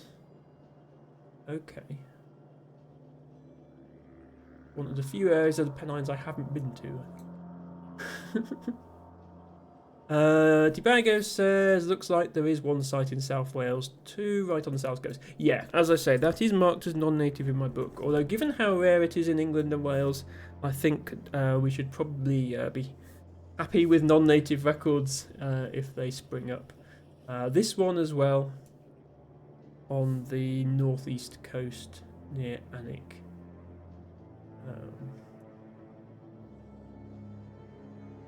Yeah, a lot of... So some of these records are mountainous ones, and some of them are coastal ones. And it may well be more plentiful than it seems. Some of these areas are... I mean, they're not inaccessible in the grand scale of things. There are roads there, but... it's not often that botanists get out there, I think. I'm quite fortunate in the area I cover, which is North Somerset, an area of about 2,000 square kilometres. First of all, it's a fairly circular area, and I live roughly in the middle of it, so it's easy to access. But also, you know, it's populated, there are roads everywhere. The botanists in Scotland, there will be people who have an area to cover that's about 10 times the size of the area that I need to cover. And they will be... they will have a much harder time getting to each individual site as well. So some sites just go unrecorded for decades. Oh, sorry, I am missing chat. Hello, Nixter7868, who says, Z water. And Eltivago says, most likely after botany. I think Emma just drank all her water. Okay, yes, Nixter, you did redeem drink water. Thank you for pointing that out. Eltibago says 8 petals is unusual in rosacea. That is true, thinking about it. So the family that this plant is part of includes a lot of other things, including the more familiar roses. And yeah, thinking about it, there aren't many with 8 petals. Eltibago says other book, best book. And says... it's the name of Snowdon. There's the name of the mountain Snowdon, which is a single mountain, and then there's Snowdonia, which is the area of mountains that mountain is in, which is also a national park. Recently, the National Park Authority decided to switch to using exclusively the Welsh name instead of the English name. Having said that, that is, of course, only if you're talking about the official name of the national park. You can't dictate what people call things. You know, people will come up with their own names for things if they want to.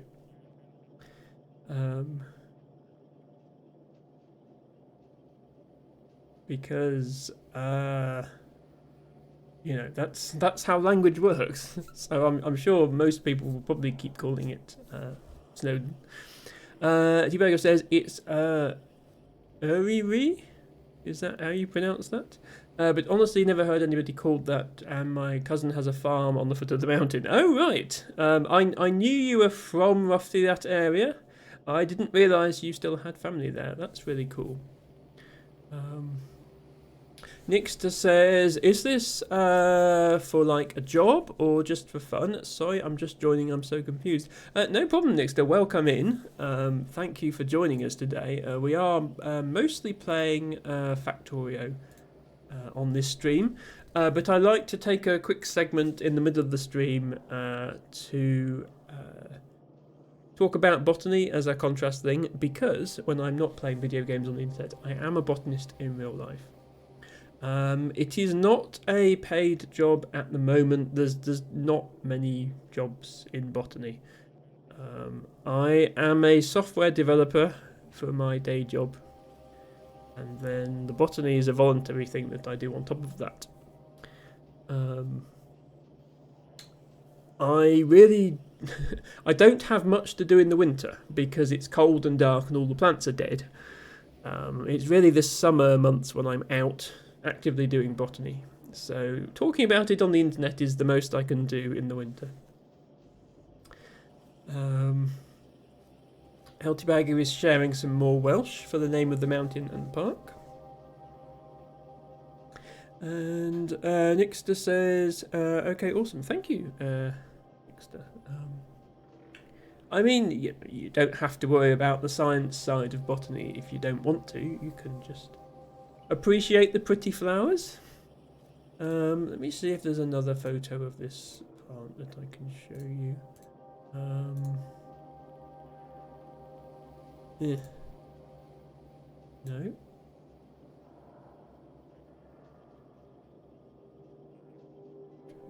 Petala. I was hoping there'd be one that shows the leaves, but I can't really see any photos that show the leaves. And I think that, I mean, this sort of shows the leaves, but when plants have such big distinctive flowers, you tend to find that nobody really photographs the leaves. Okay, here we go. Here's one that shows the leaves.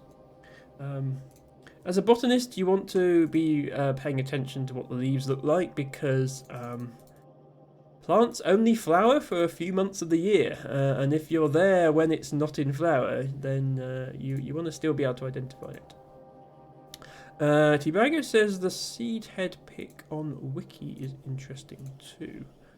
Okay, let's take a look at that one as well then.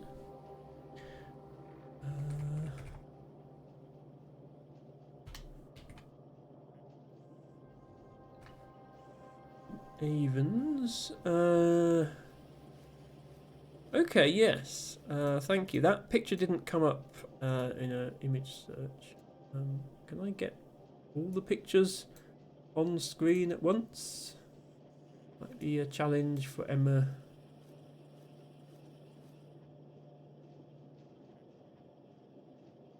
Yes, you wouldn't expect the seed head to look like that, looking at the flowers, would you? But suppose the stamens get really long? I don't know how that works, but yeah, there's a seed head for you.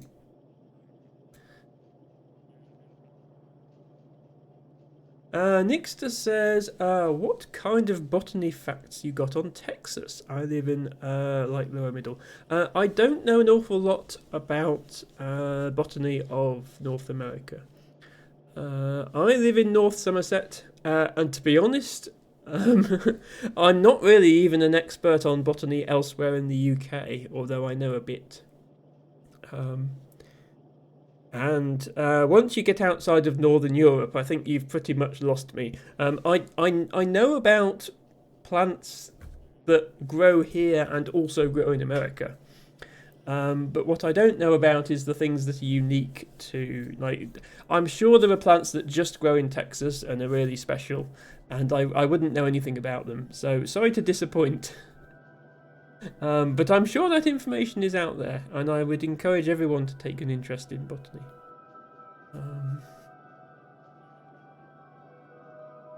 Let me just quickly... people keep messaging me on Discord.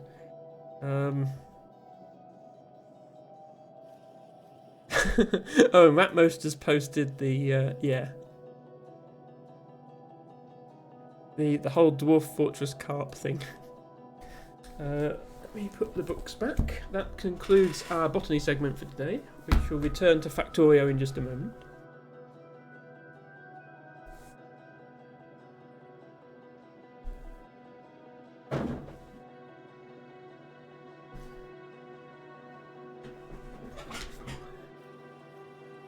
I did leave the game running, as you can tell, because the music is still playing. In the hope that maybe a bit of science would have gotten done whilst we were doing that. So, Nixter wanted... Oh, you wanted me to drink water and you want me to stretch. Okay, then.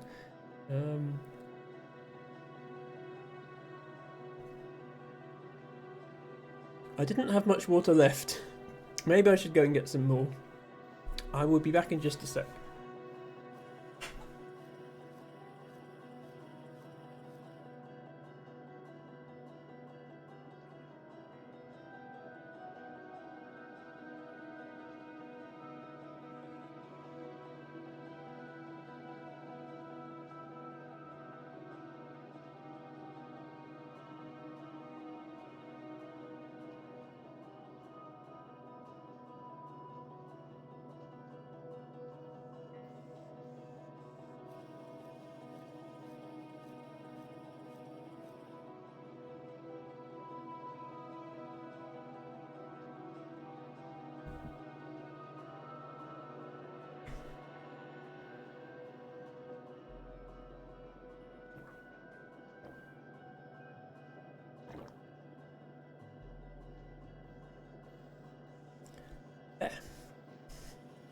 And we did stretches before the botany as well. But can't disappoint my viewers now, can I?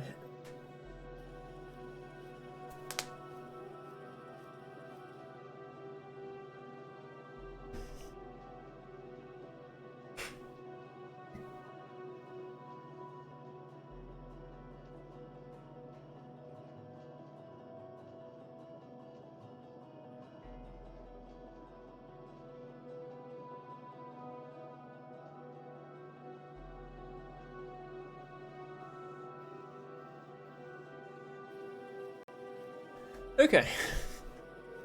Hopefully that's enough stretching. Now then, where were we? I think we were about to go and expand our copper mine. think I've got everything I need here for it. Let me actually get a few more mining drills.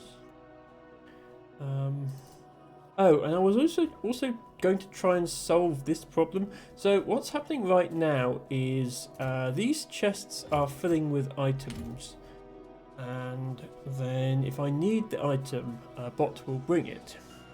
But if I deconstruct something, then a bot will try to take the item back, but it can't put it in the chest because it's full, because the machine has made more. I'm sure there must be a way to do that with like circuits and stuff. Altibago says there will be some common plants between Texas and UK, but finding ones that are common in both is difficult. Yeah, I mean there are plants that are native to both. Annual meadow grass is a good example. That grows on every continent. One of the most successful plants in the world.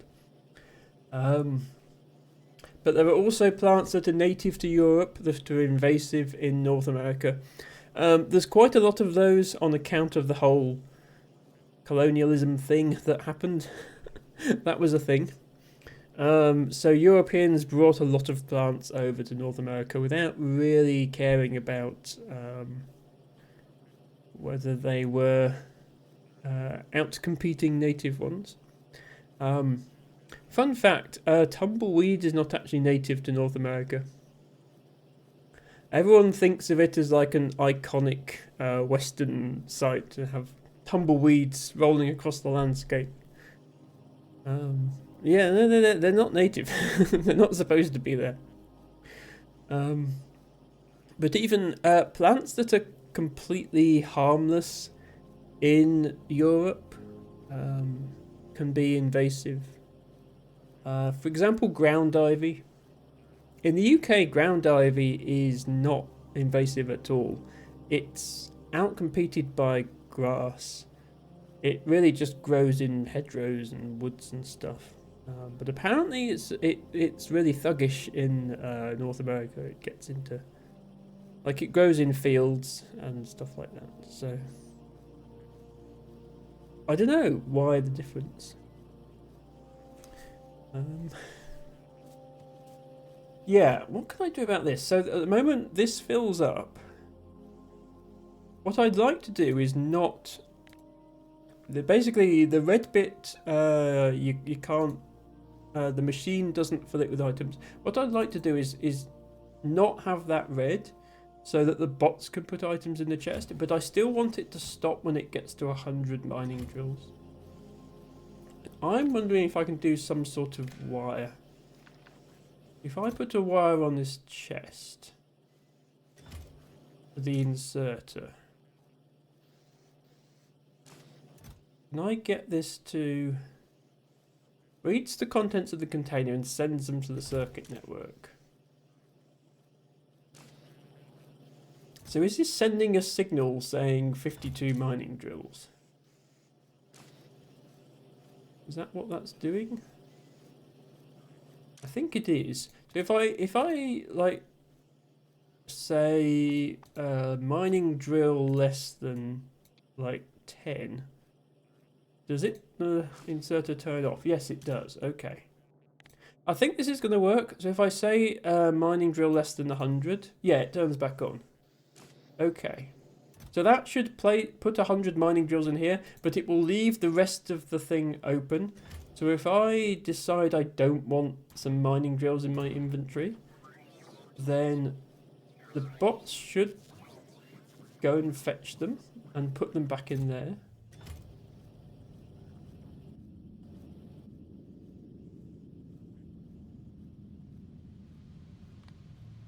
I think that works. Yes, it does work. Okay. So we just need to go around every machine that's making base building items and do that. Okay. Nixter says, super neat. Well, I was just stopping by during my lunch break. Have a good day, everyone. Thank you, Nixter, for stopping by. It was good to see you. Enjoy the rest of your weekend. DKW says hi. Hi again, DKW. Tibago says that also some the other way around. For instance, pink ladies or Mexican primrose are pretty common in Texas. Apparently, only 2 records in the UK. Yes, I mean, if there's only 2 records, that almost certainly means that it's just an ornamental plant in gardens that has maybe escaped in a couple of places. If it was invasive, then there'd be many more records than that. So yeah, almost any plant that grows anywhere in the world that doesn't, require a completely different climate is going to have 1 or 2 records just from places where it's been neglected and turned up in a hedge or something.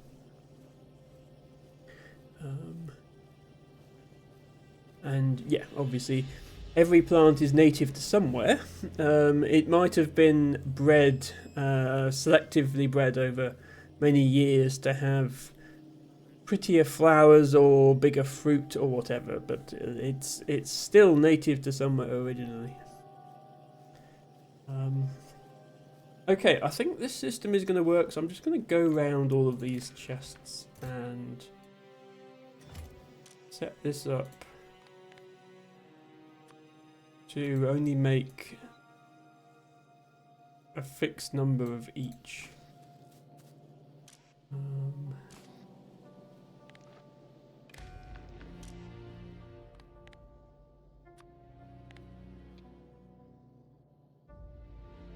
And then we'll go and build a copper mine.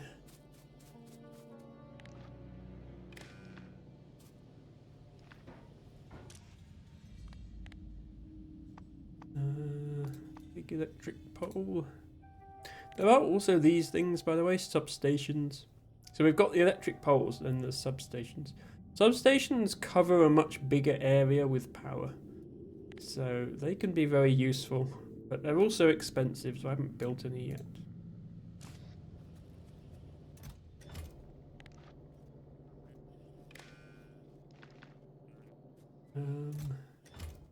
Also I need to do that. Yeah, I need to make sure the chest itself is not limited anymore.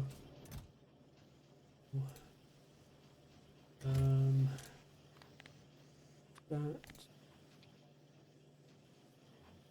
Good.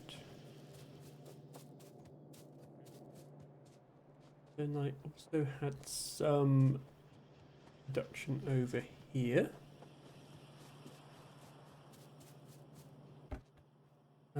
The rails is just filling a full thing for the rails, but I might as well make it a logistic chest so that the bots can supply rails to me if I want them. But let's make that like rails less than 2,000 because you need a lot of rails.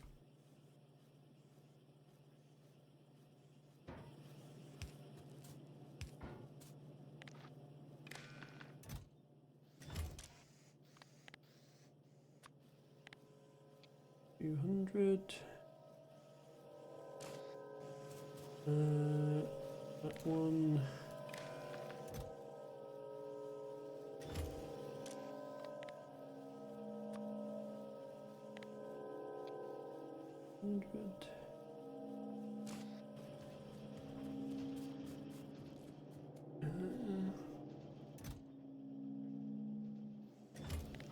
Sorry about this, it won't take long and then everything's set up and we don't need to touch it again, hopefully.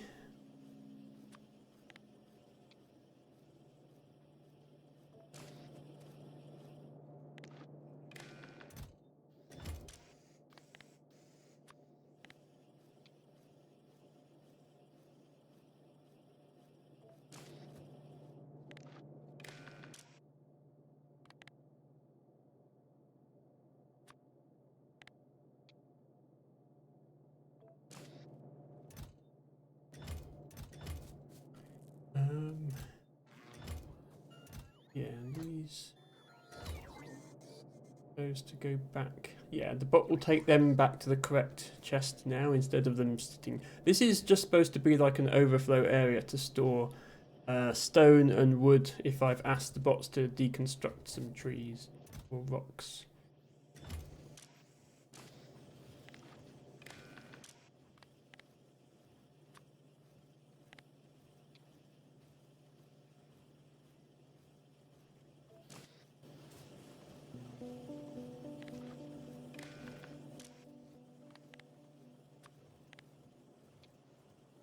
I'll make it store like 500 of the belts, because we need quite a lot of belts. We don't need a lot of high-speed belts at the moment, but we will soon. I know we've built Yellow Science, but we will need to ramp up our production quite a lot to actually sustain Yellow Science production.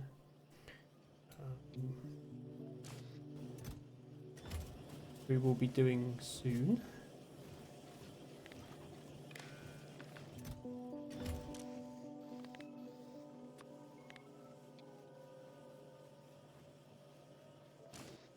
Of each of these, yeah.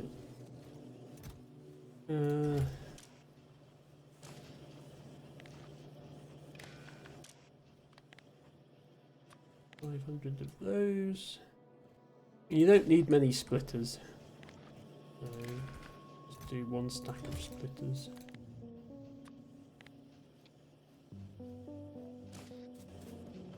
We have actually unlocked the... oh no, we haven't yet. Soon we will have unlocked the next tier of belts. There are 3 tiers of belts. The yellow ones are the slow ones. The red ones are actually... they're called fast belts, but they're actually the medium speed belts. And then there's some blue ones that are even faster, which we'll be unlocking soon. So I'll need to build some more machines here.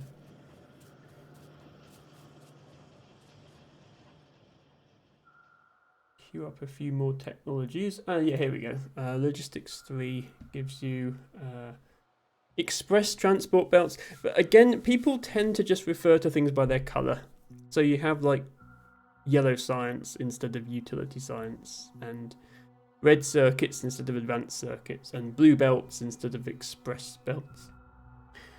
Blue belts, and this is the tier 3 assembly machines as well, which are a sort of yellowish green colour. I think people just call these assembly machine 3 instead of the colour, because no one's quite sure what the colour is. It's a sort of greenish yellow. And then I'll queue up a few more.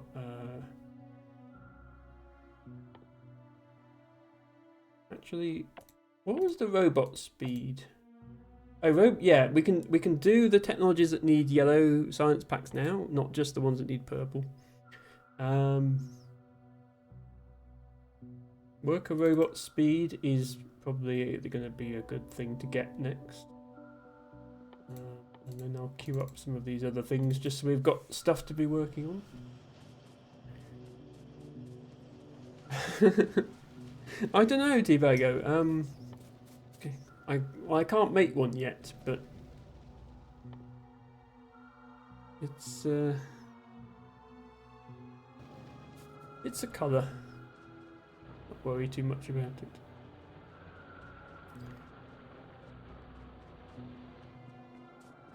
Yeah, so what we would like to have is 4 lanes of copper coming in, like we've got 4. I mean, we've been put that down to 2 lanes, but we've got 4 lanes of iron potential. So let's just take the train. I still haven't been run over by a train on this playthrough. It will happen. I'm still convinced it will happen, but we've made it this far without it happening.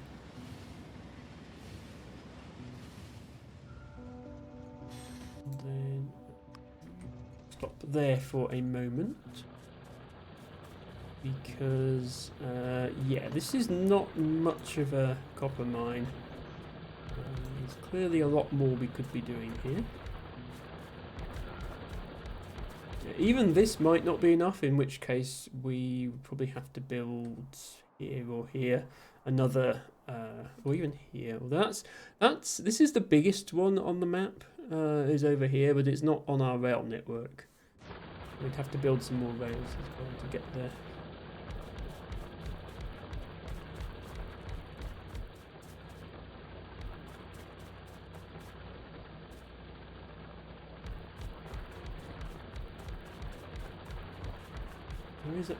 There is copper hidden in the grass here. It's quite hard to see. There is copper there, so we should have machines there.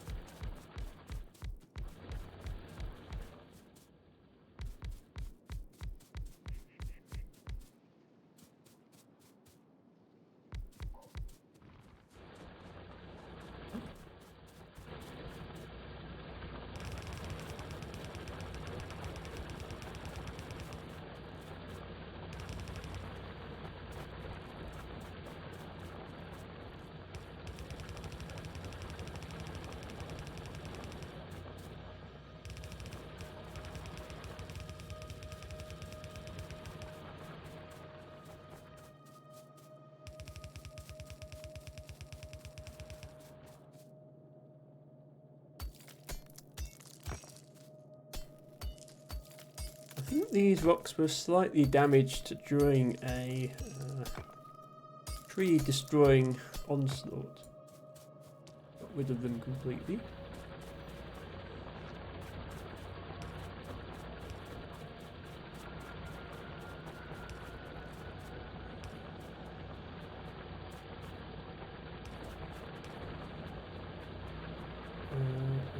Somehow didn't connect that properly.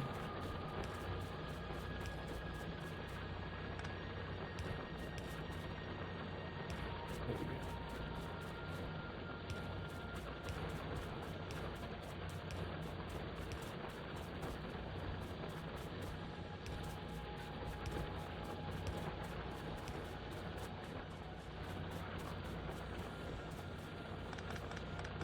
Right. Ideally, we want to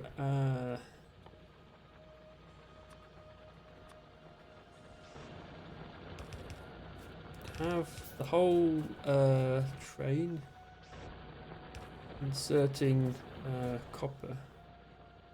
I forgot to bring enough inserters. That was a mistake. Silly Emma. I'll put the yellow inserters in for now as a placeholder. And come back and do it properly. But yeah, ideally we want to have enough copper coming out of the mine to fill the entire train. There's a very small bit of copper here that we could use. No point leaving it to waste. So we've got 4 lines coming out here. I mean, this is only half a belt, so we can probably merge this in here as well.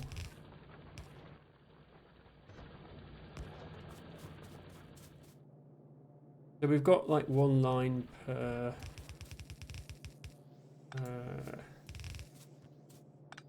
carriage, which I think 3 inserters is enough to pull a full yellow belt. So we're only actually running this at half capacity, but that's okay. Harry is heading to sleep, it looks like. Good night, Harry. We won't be live for much longer here. Probably about half an hour, as I also have work tomorrow. But good night, best Harry. Thank you for watching. I'm sure you'll catch up on the VOD later, like you usually do. Let's just put one there. No, best Harry. Best Harry. Best Grin. Definitely best Grin.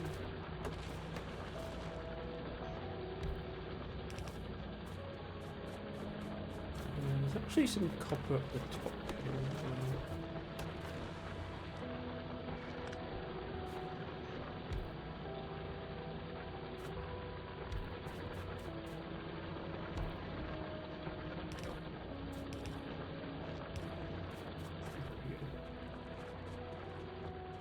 Okay, we have a complete copper mine now. We need to modify our train. It was just waiting for one wagon to be full. Now we want all the wagons to be full before we depart. Hello, Matcha Catcher. Welcome in. Thank you for redeeming your flower of the day, which is a yellow bud here. Thank you for redeeming Blowhigh. I think you're the only person who redeems Blowhigh these days. Matcha. When you don't show up, it doesn't get redeemed. So, yeah. Matcha is doing a lot of things for this channel. Raid poems and blowhighs. Okay. I'm impatient, so I'm going to tell the train to go back immediately. Matcha says, I remember the old days when it was redeemed every hour. It was. Well, I don't know. I guess my viewers lost interest in the blowhigh, and it's only Matcha who wants it now.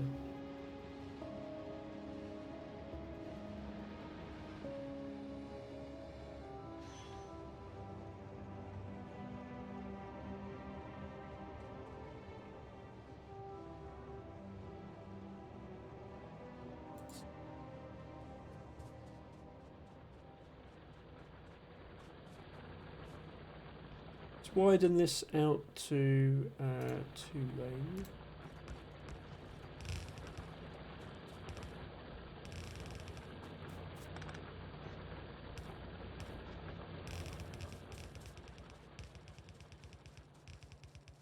Then, before I add more copper smelting, we shall go and fetch blowhigh.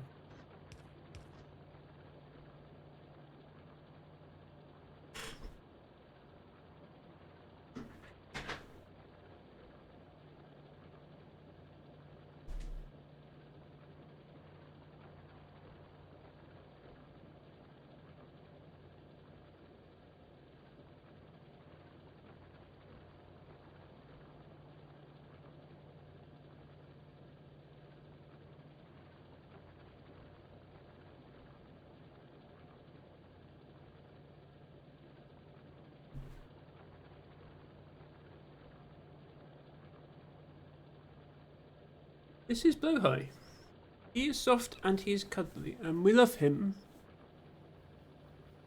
And my outfit today is plain black. Yeah, not the most inspiring, I'm afraid.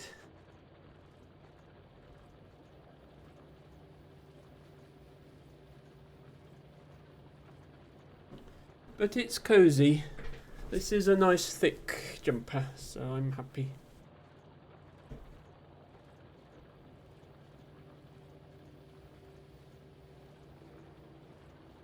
Altibago says goth era. Not exactly. I'm not sure this headband really fits with the rest of the outfit if it was trying to be goth era. Altibago says, I still love Blowhigh, but I also like good posture, not mine currently melting into chair. Yeah, I mean, you can always redeem Blowhigh and then I just don't hold it for the rest of the stream. I just show it off and then put him on to one side. I'll have to think about it. Thatcher says you should have worn a black headband. I don't think I have just a plain black headband. I try to have them be pretty and colourful and have flowers and stuff on them because I think it's a bit more cheerful that way. I don't know. Maybe I should get a black one as well.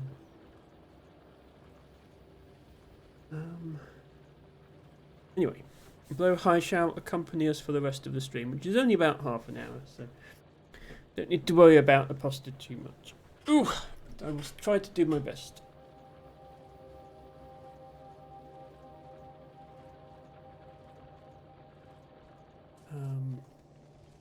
Yeah, so I think we need to start making a second lane of copper here. Alternatively, we could keep the copper how it is and just upgrade these furnaces to steel furnaces and the belt to a fast belt, which we can conveniently do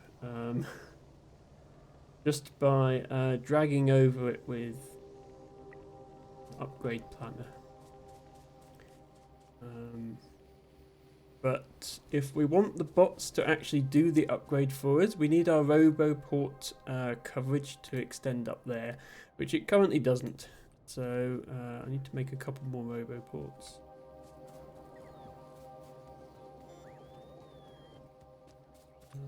Maybe I can get away with just one more.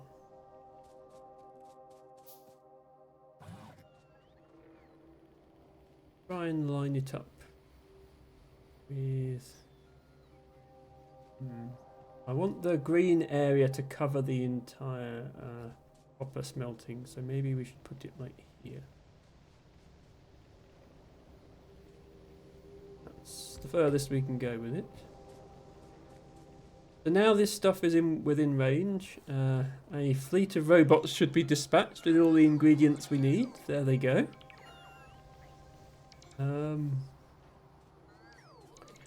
The only exception to that will be the steel furnaces themselves. We don't actually have automated steel furnaces yet. Might be a good idea. What do we need? Steel plates and stone bricks. Okay, we do have both steel plates and stone bricks on the belt here.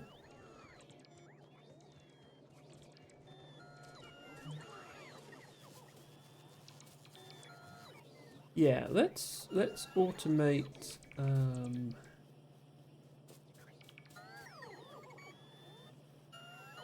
Automate the steel furnaces. Here, maybe. We have steel plates on this belt.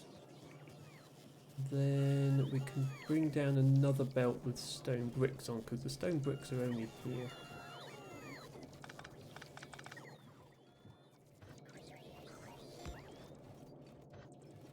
This little section here might be getting a bit spaghettified.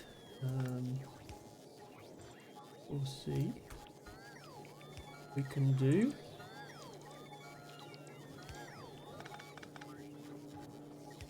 So robots frantically flying around everywhere. Mostly to bring me stuff because I'm building stuff. Very nice of them. Saves me having to run around. LT Bago has a black headband with a paisley pattern on. That sounds nice, Tibago.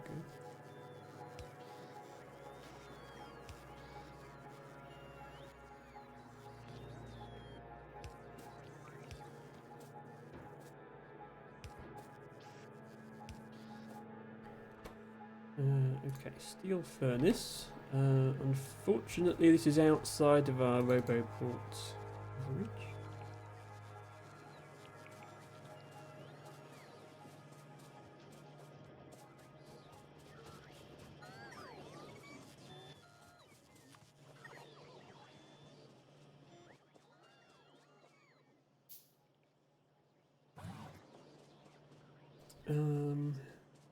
I want to cover as wide an area as I can with each Roboport, so let's put one like here and then just run some power to it. There we go. So now the robots should be picking these up. I'm going to actually upgrade that to a faster assembling machine because it's going to be in high demand for a bit whilst we upgrade our smelting area. Then we'll also need to upgrade the belt coming out of the smelting area. We only need to upgrade it as far as here because, I mean, well, we're using a lot of copper over here on the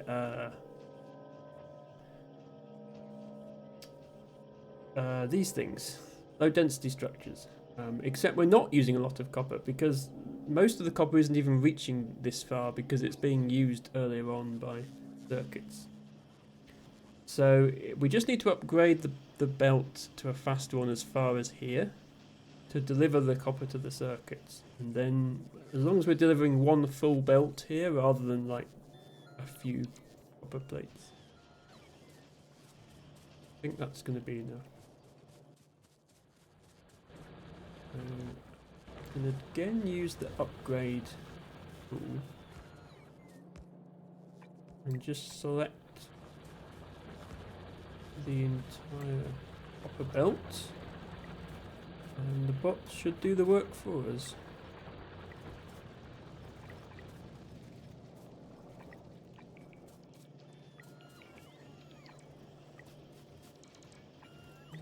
Go as far as here. Actually, we'll go as far as the second splitter for green cells. So we go to here. Then, looking at our iron belt here, we're going to have to do something similar for iron as well. Here you can see, here's a red belt's worth of copper coming through. We need, you can see how much faster this belt is going than this one now. We need something similar for iron. So once again, we can upgrade these to steel furnaces, and if we do that, we need the belts to be fast belts to keep everything in proportion. Belts are twice as fast, the furnaces are twice as fast. Everything works out. Oh dear, we are really running out of iron in this map now.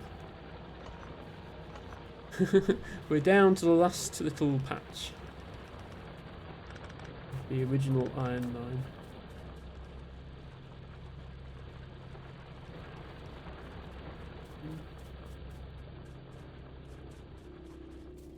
We want to... Yeah, I don't think this is actually working very efficiently. I think we want to merge it in the middle like that. We've only got, we've got 2 yellow belts going down into 1 red belt. And once this area is upgraded, this will use 1 red belt worth of ore, because this lane is half a red belt and this lane is half a red belt. But then on top of that we have the steel production. So this is actually more than a full red belt now. This is like 1.5 red belts, or a red belt plus a yellow belt. So we actually need to bring 2 belts through here. So let me try and make space for that.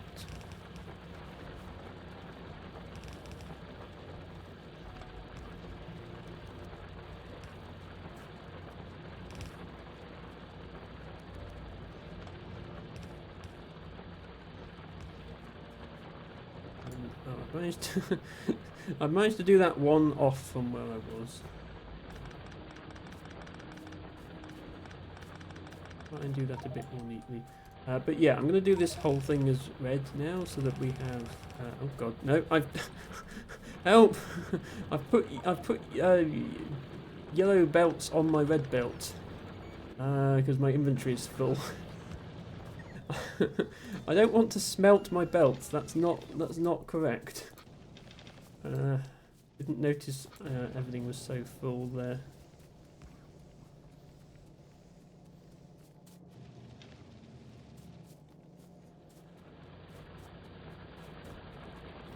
Emma, you idiot. Try and tidy up the chaos that we've created here. Oh, also I missed a few belts in the upgrade. This needs to be red, otherwise the whole thing is limited to the speed of yellow.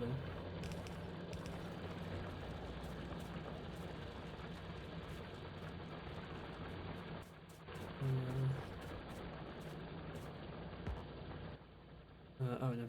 Oh, I'm only requesting yellow belts right now. Let's request some red ones as well, so that we have options. Are we out of...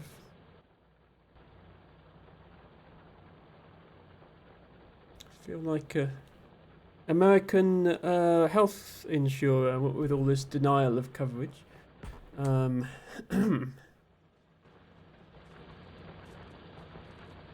to extend my Roboport coverage again.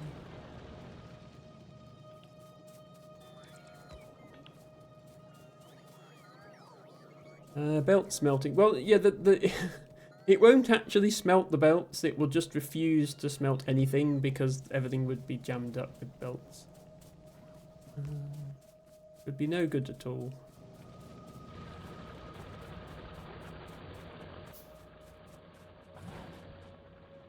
So let's extend our Roboport coverage out to and line things up reasonably well. But I don't want to build. I don't want to build on the ores because then I can't put mines there later if I want to. So that's that. Now the bots can come out here and do stuff. They can do things like use the upgrade planner out here.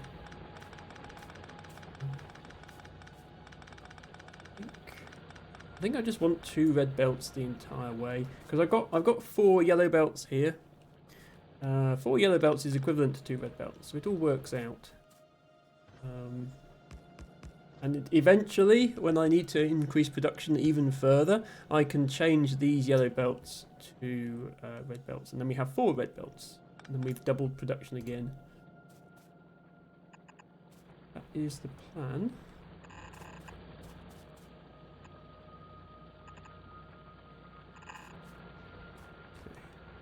Yeah, the bots should come along and build that for me. I'm wondering about... okay, there's the train. And I just got an achievement with research a technology using production science packs. So that's the purple science, not the yellow science. Although we built purple science last stream, we hadn't actually researched anything with it yet. Once we research worker robot speed, we should get another achievement for that. So yeah, 4 yellow belts coming in, 2 red belts coming out. The speed of this should match the speed of this. Everything should be balanced. I'm wondering if maybe we need a second train, so that when this train is filling up with ore, we can have another train unloading. Let's see about that. But let's see if this helps out our base. So now we have an array of steel furnaces.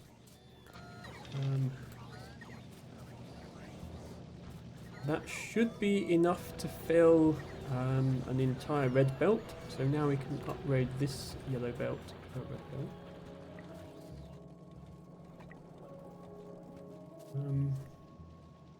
This is the line that goes to batteries, but the batteries are not using much at all, so that's fine. Looks like we're using a lot of gears, although the reason we're using so many gears at the moment is because we've just made a bunch of belts. Producing science doesn't actually use that many gears. It mostly uses circuits, whereas producing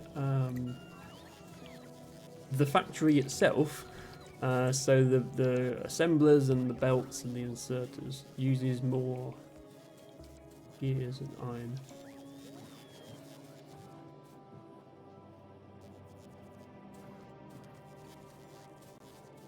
So yeah, right now we're short on circuits because we're short on iron, and that's not helped by the fact that most of our iron is being used to make gears. Okay, the bots decided not to upgrade this one piece. Don't really know why. Guess we have to do it ourselves.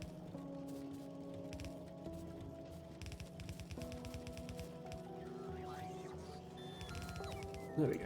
That should now be enough iron. There we go. So we have enough iron to supply both gears and circuits. Is what we wanted. Yes, Matcha. Well, it was obviously a politically motivated quote. That one. I'm assuming you're aware of the recent news in that regard.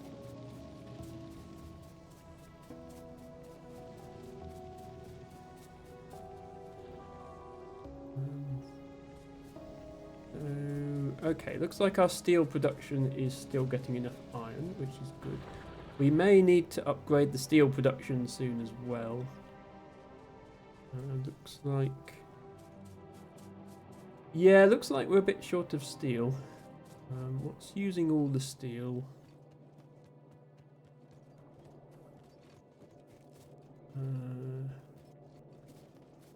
What is using all the steel? Oh, this is using steel. Oh, right. No, never mind. The reason we're using so much steel is we're just manufacturing a bunch of steel furnaces. Because I forgot to put a limiter on this chest. Whoops. Yeah, please only make 100 of these should be enough. And then you can stop. There we go. Also, don't put iron ore in there. Set the logistic filter. Everything should have a logistic filter on it if it's like being used by a machine, because otherwise the bots can put... If you don't set this, the bots can put anything they like in a chest. And they're not very organised, the bots. They'll just put anything anywhere. If you set this, then the bot can only put that one thing in that one chest. Which I did for some of these and then forgot to do for others.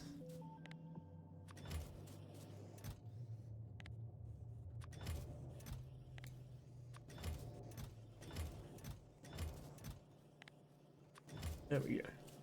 And yeah, this is where they should put things that they don't know what to do with, which is the old stone furnaces and stone and wood.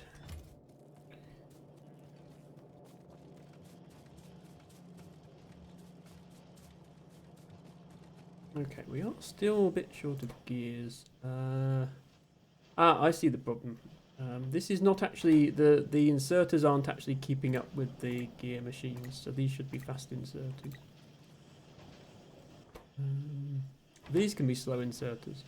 It's 2 iron per gear, so these inserters need to work twice as fast as these inserters. Let me also request inserters in my inventory. There's another thing I can do. As well as using this to request things, you can also use it to say you don't want things in your inventory. So if I don't want to be carrying wood around, I can say I can request 0 wood, and what that will do is the bots will come and take the wood away from me if I have any.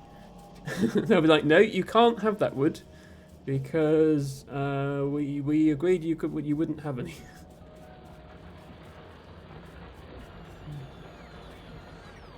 Okay, we're actually short on stone now of all things. Look at this.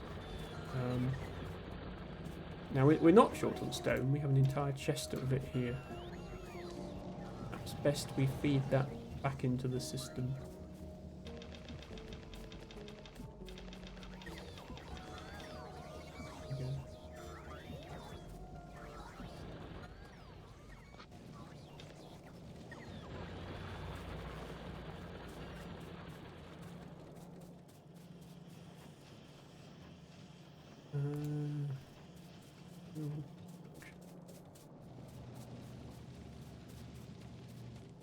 Oh yeah, I left this here as a ghost just as an example of what we would do when we needed more stone bricks, which we don't yet.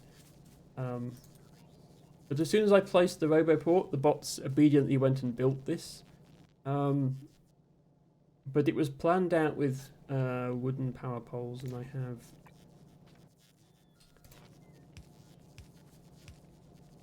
I have steel ones now.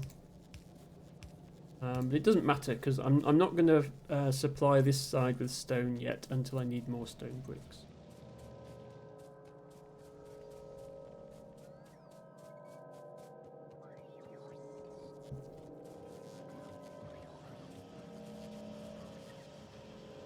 Right, are we finally making enough circuits, or is this still not enough? I think this is actually still not enough. I wasn't joking when I said the processing units, the blue circuits, really do eat up the green circuits. They need so many of them. It's 20 green circuits to 1 blue circuit. So to make a full belt of blue circuits, you would need 20 belts of green circuits. We don't have 20 belts of green circuits. We have this many.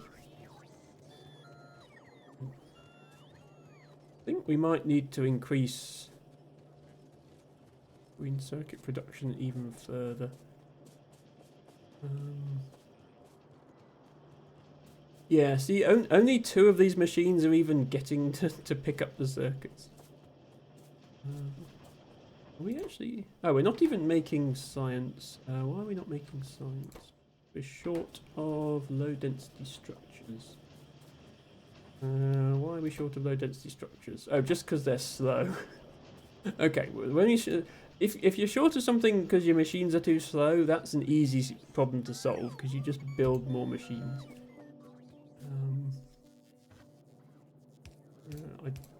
Doubling it might be enough for now, but I'll do that just in case we need to build even more. And this is the good thing about having robots. I literally just have to copy paste and then the robots come along and build the machines for me.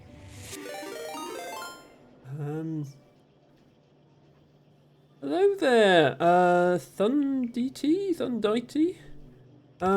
Welcome in. Thank you so much for raiding with your party of 7 viewers. Thundy, yes, Thundy says Shark Raid. Well, appropriate to say Shark Raid because look what we've got here. We have a blowhigh.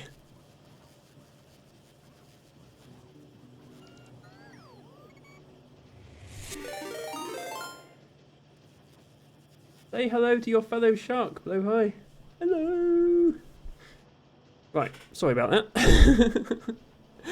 No, I am a shark, but yes, that is also a shark. Yes, thank you. Thank you so much for raiding. Do let us know what you were streaming and how it went. For those joining me for the first time, welcome. My name is Emma. I'm here every Friday, Saturday and Sunday starting around 7 PM UK time. That's around 2 PM Eastern for the Americans. I mostly play puzzle games, but today I'm playing Factorio, and yeah, it looks like you were playing Factorio as well, which is very cool. Hope you made some good progress with your base. This is my 4th stream of Factorio, and today we've actually done a lot today. First thing we did was set up robots, and then we set up yellow science, and so yeah, we're at the point now where we have yellow science set up. We're just not actually producing enough stuff to make the yellow science. Mostly we're short of circuits, which I think is a perennial problem in this game. Sunday says, I was playing Factorio, first time playthrough. I'm still on green. I have way cooler spaghetti than you. Yeah, so I have played this game before, but this is my first time. This is the first time I'm going to play it start to finish on my own and launch a rocket. What I've done before is usually join multiplayer games and like watch other people do the difficult bits, or you know, just help build someone else's base. So I have a good idea of like how to lay things out. Like obviously I didn't come up with the idea of doing this on my own. I've seen other people do it in their bases. But yeah, this will be the first time I've actually completed the game myself, and I'm excited for that. And if it goes well, if my viewers like it, then I will be doing the Space Age DLC as well. This is just a purely vanilla playthrough for the time being.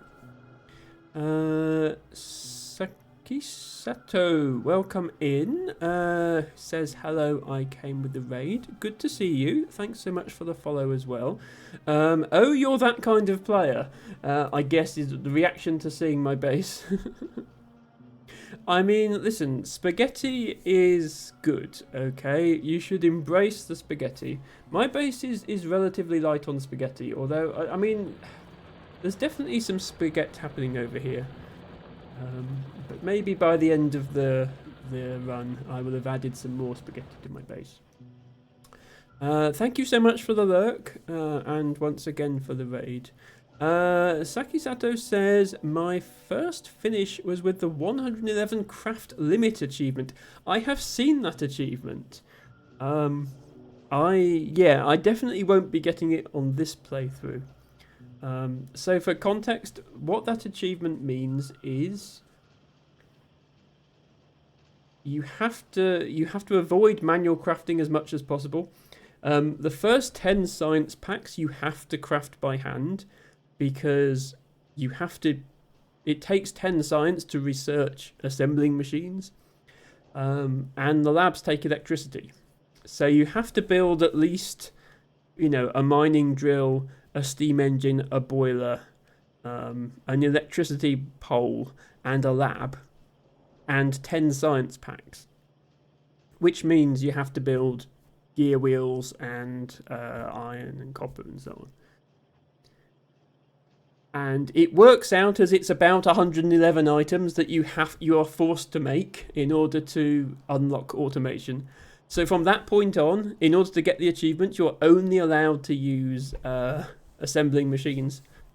So all through this game, if I've just wanted like one item, I just come in here, I just click the button, I get an item. You're not allowed to do that.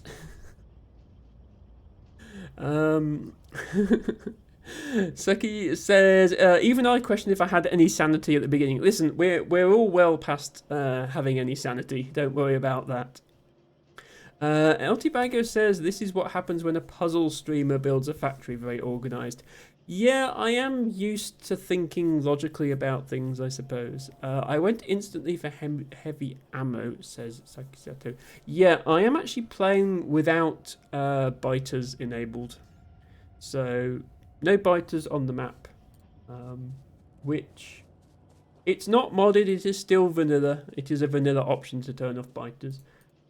The reason I'm doing that is because I wanted to play the game as more of a puzzle, I guess. I wanted to focus on the logistics side of it and the base building side of it, rather than the fighting, shooting, blowing things up side of it. Not that there's anything wrong with that side of it. I know people enjoy that. If I play the Space Age expansion, I'll probably leave biters on. I think, do they have to be on to complete some of the other planets? I don't actually know. But yeah, for now, I'm playing without biters. I'm just trying to wrap my head around what's required to build a base. And I think I'm doing a decent job. I mean, this base is by no means complete. We are up to yellow science, but there are more things we need to build. Like the rocket that gets us off this godforsaken planet. Which is very expensive, as you might imagine.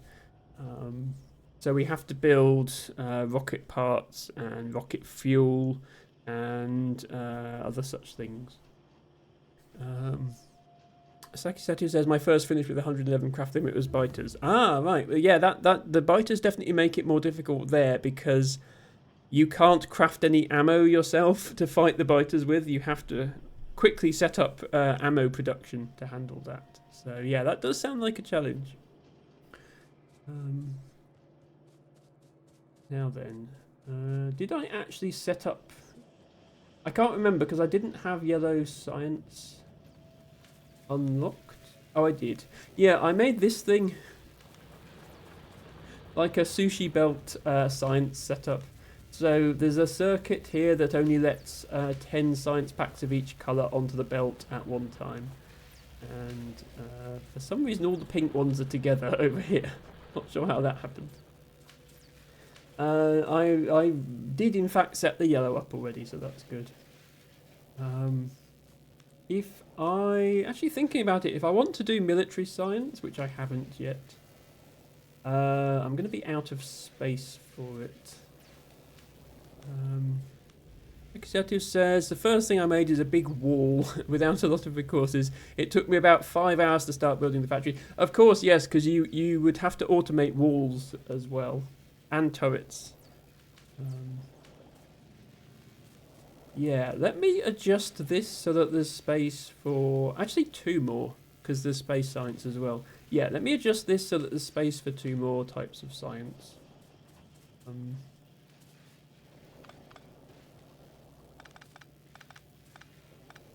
So that we can use it for the rest of the game. Also, we're really short on blue science. We have plenty of purple and yellow and hardly any blue. I'm not quite sure what happened there.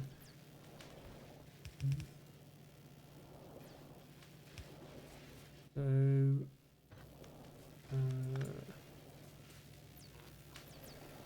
oops.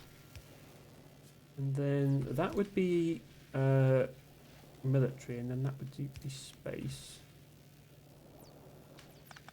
So actually we need to like go up a bit here. Let's come past the... I might need to extend gears at some point, so let's come to here and then go up. And then we were using filter splitters. Do this, so red science that way. It annoys me that whenever you set up a filter splitter, it always like puts a couple of items through on the wrong side of the filter before the filter takes effect. There we go. So red and green, blue and purple.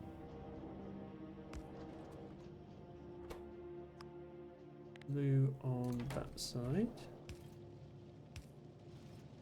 Purple.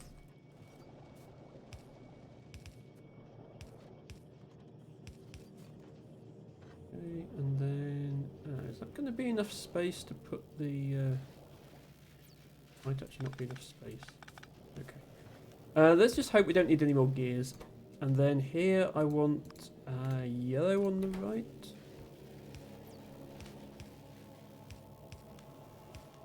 And when we get military science, it will go there.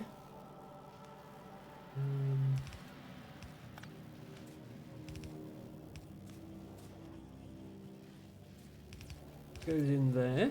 And then space science, there's 7 sciences in total, so this one gets a belt to itself. That could just go there. This inserter would need to be military science less than 16. I've kind of built them in the wrong order. I think you're supposed to build military science third. So you're supposed to build red, green, and then military. But because I don't have biters on, I didn't need any of the military technologies. So space science less than 16. There we go. Now that's ready when we eventually have it. No, I haven't. I haven't left space for another. I mean, I don't know where I'm going to build the space science yet. Let's leave that there.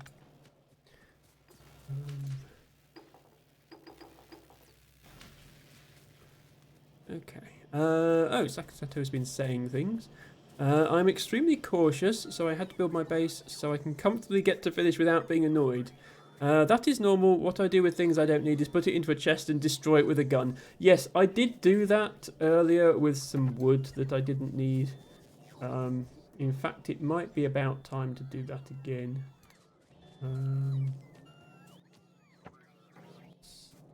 Go away. The bots have all come to take the wood off me, but I don't want them to take the wood off me. What I would like to do is this.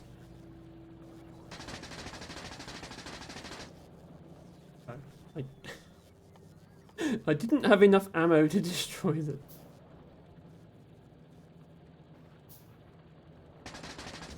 There we go. Goodbye, trees. You will not be missed. Sakisatu says a lot. Sorry, I love to chat a lot. No, that's absolutely fine. I encourage people to chat. I enjoy chatters as well. I was just distracted by my science machine and therefore not chatting. The lab area is a bit dark. Let's put some lights in it. In fact, let's request lights so that we can not run out. I went to all that trouble of automating them and I never actually requested them. And then, why are we so short of blue science? We have all the rest of the sciences. We don't have blue. That's no good. Why are we not making enough blue? We are not making enough blue science because we are... Oh. Well, this is embarrassing. We're not making enough blue science because I forgot to put the inserters in, so we're not actually outputting the science. Emma, you idiot. There we go. We weren't short of blue science at all. Altibango says Emma does try to read every message, but does get quite focused on the game at times. Yeah, I can't multitask. I can't read chat and play the game. What is this nonsense? Okay, I said I would stop a little earlier today, so I think we're about ready to end here. But don't worry, I will be back next week. We have done well today. We have done robots and yellow science, which was my goal. We have lots of ore coming in now. I wonder if we're going to need coal soon.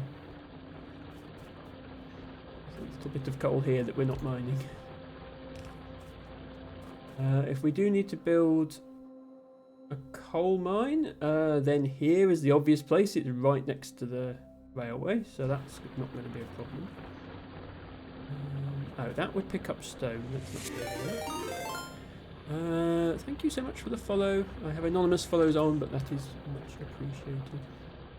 How much of this coal can I scoop up without picking up any stone?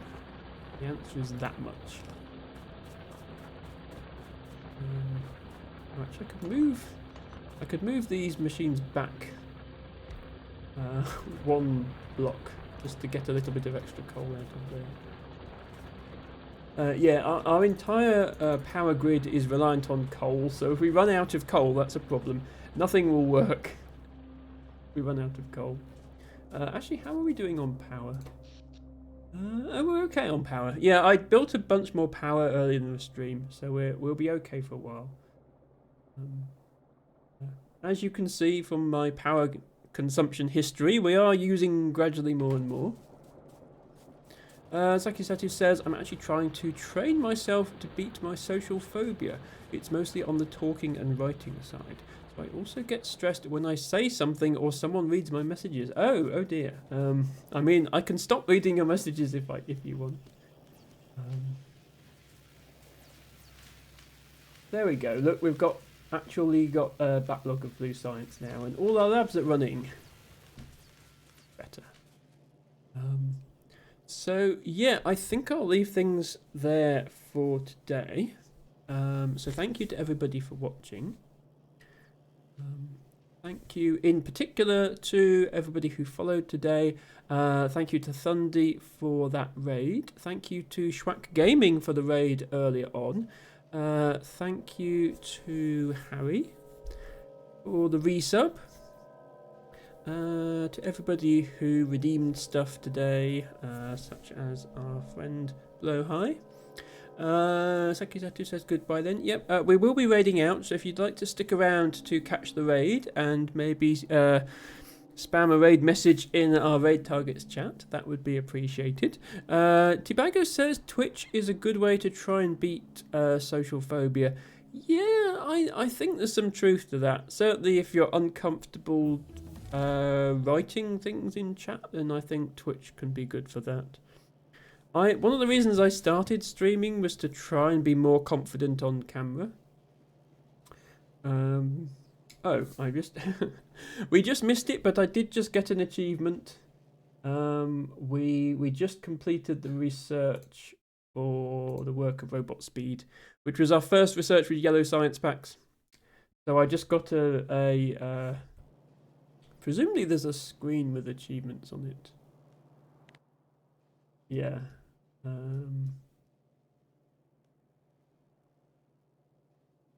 Research a technology using utility science packs. We just got that achievement, so that was good. Sankizadu has also started streaming. Okay, let me drop you a follow then, just in case I can catch you live. There we go. And yeah, we are going to raid out now. If anyone has suggestions for raid targets, do let me know. But I will take a look at my follow list. First of all, not a lot of people late on a Sunday. There was a load of people live earlier in the CCC Anomaly. Were doing like a charity event. So Cora was live, Lana was live, Tova was live. Ophelia, I think, wasn't feeling too great, so she wasn't live, but pretty much everyone else was.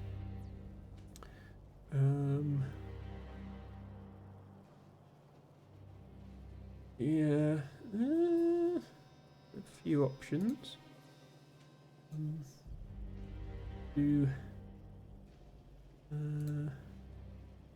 We could go to Frog Museum again. We could go to Snail Simulator Dev. They're playing Snail Simulator.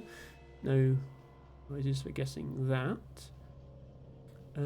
We could go to Celeste Community is playing Celeste.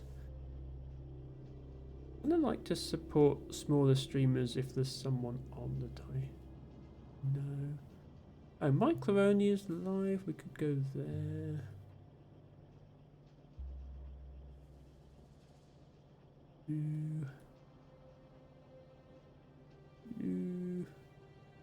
Panic to Nest. Panic Nest is doing Baldur's Gate 3. We could go there.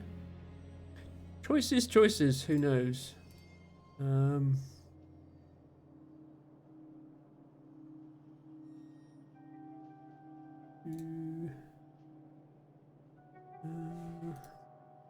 Let's go to Panic Nest today.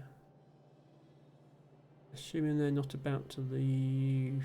No, they're not. Okay. Yeah, let's do that. They're playing Baldur's Gate 3. They're doing a collab with somebody else. So let me get that raid set up. There we go.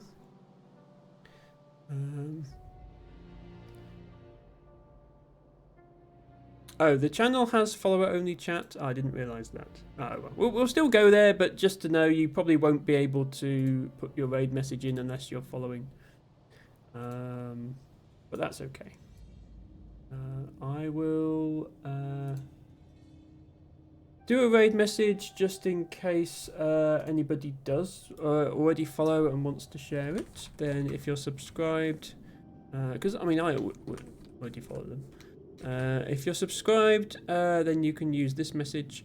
If you're not subscribed, then use any emotes you like. But here's some dancing dinosaurs. I'm going to be back next Friday at 7 PM UK time to continue with Taiji, which is a logic puzzle game similar to The Witness. Then on Saturday, around the same time, we'll be continuing with Human Resource Machine, which was a programming puzzle game. And then back here, same time, same place next week, around 7 PM Sunday, we'll be continuing with Factorio. We might be able to get quite close to the end of the game next week. But until then, thank you all very much for watching, and bye for now.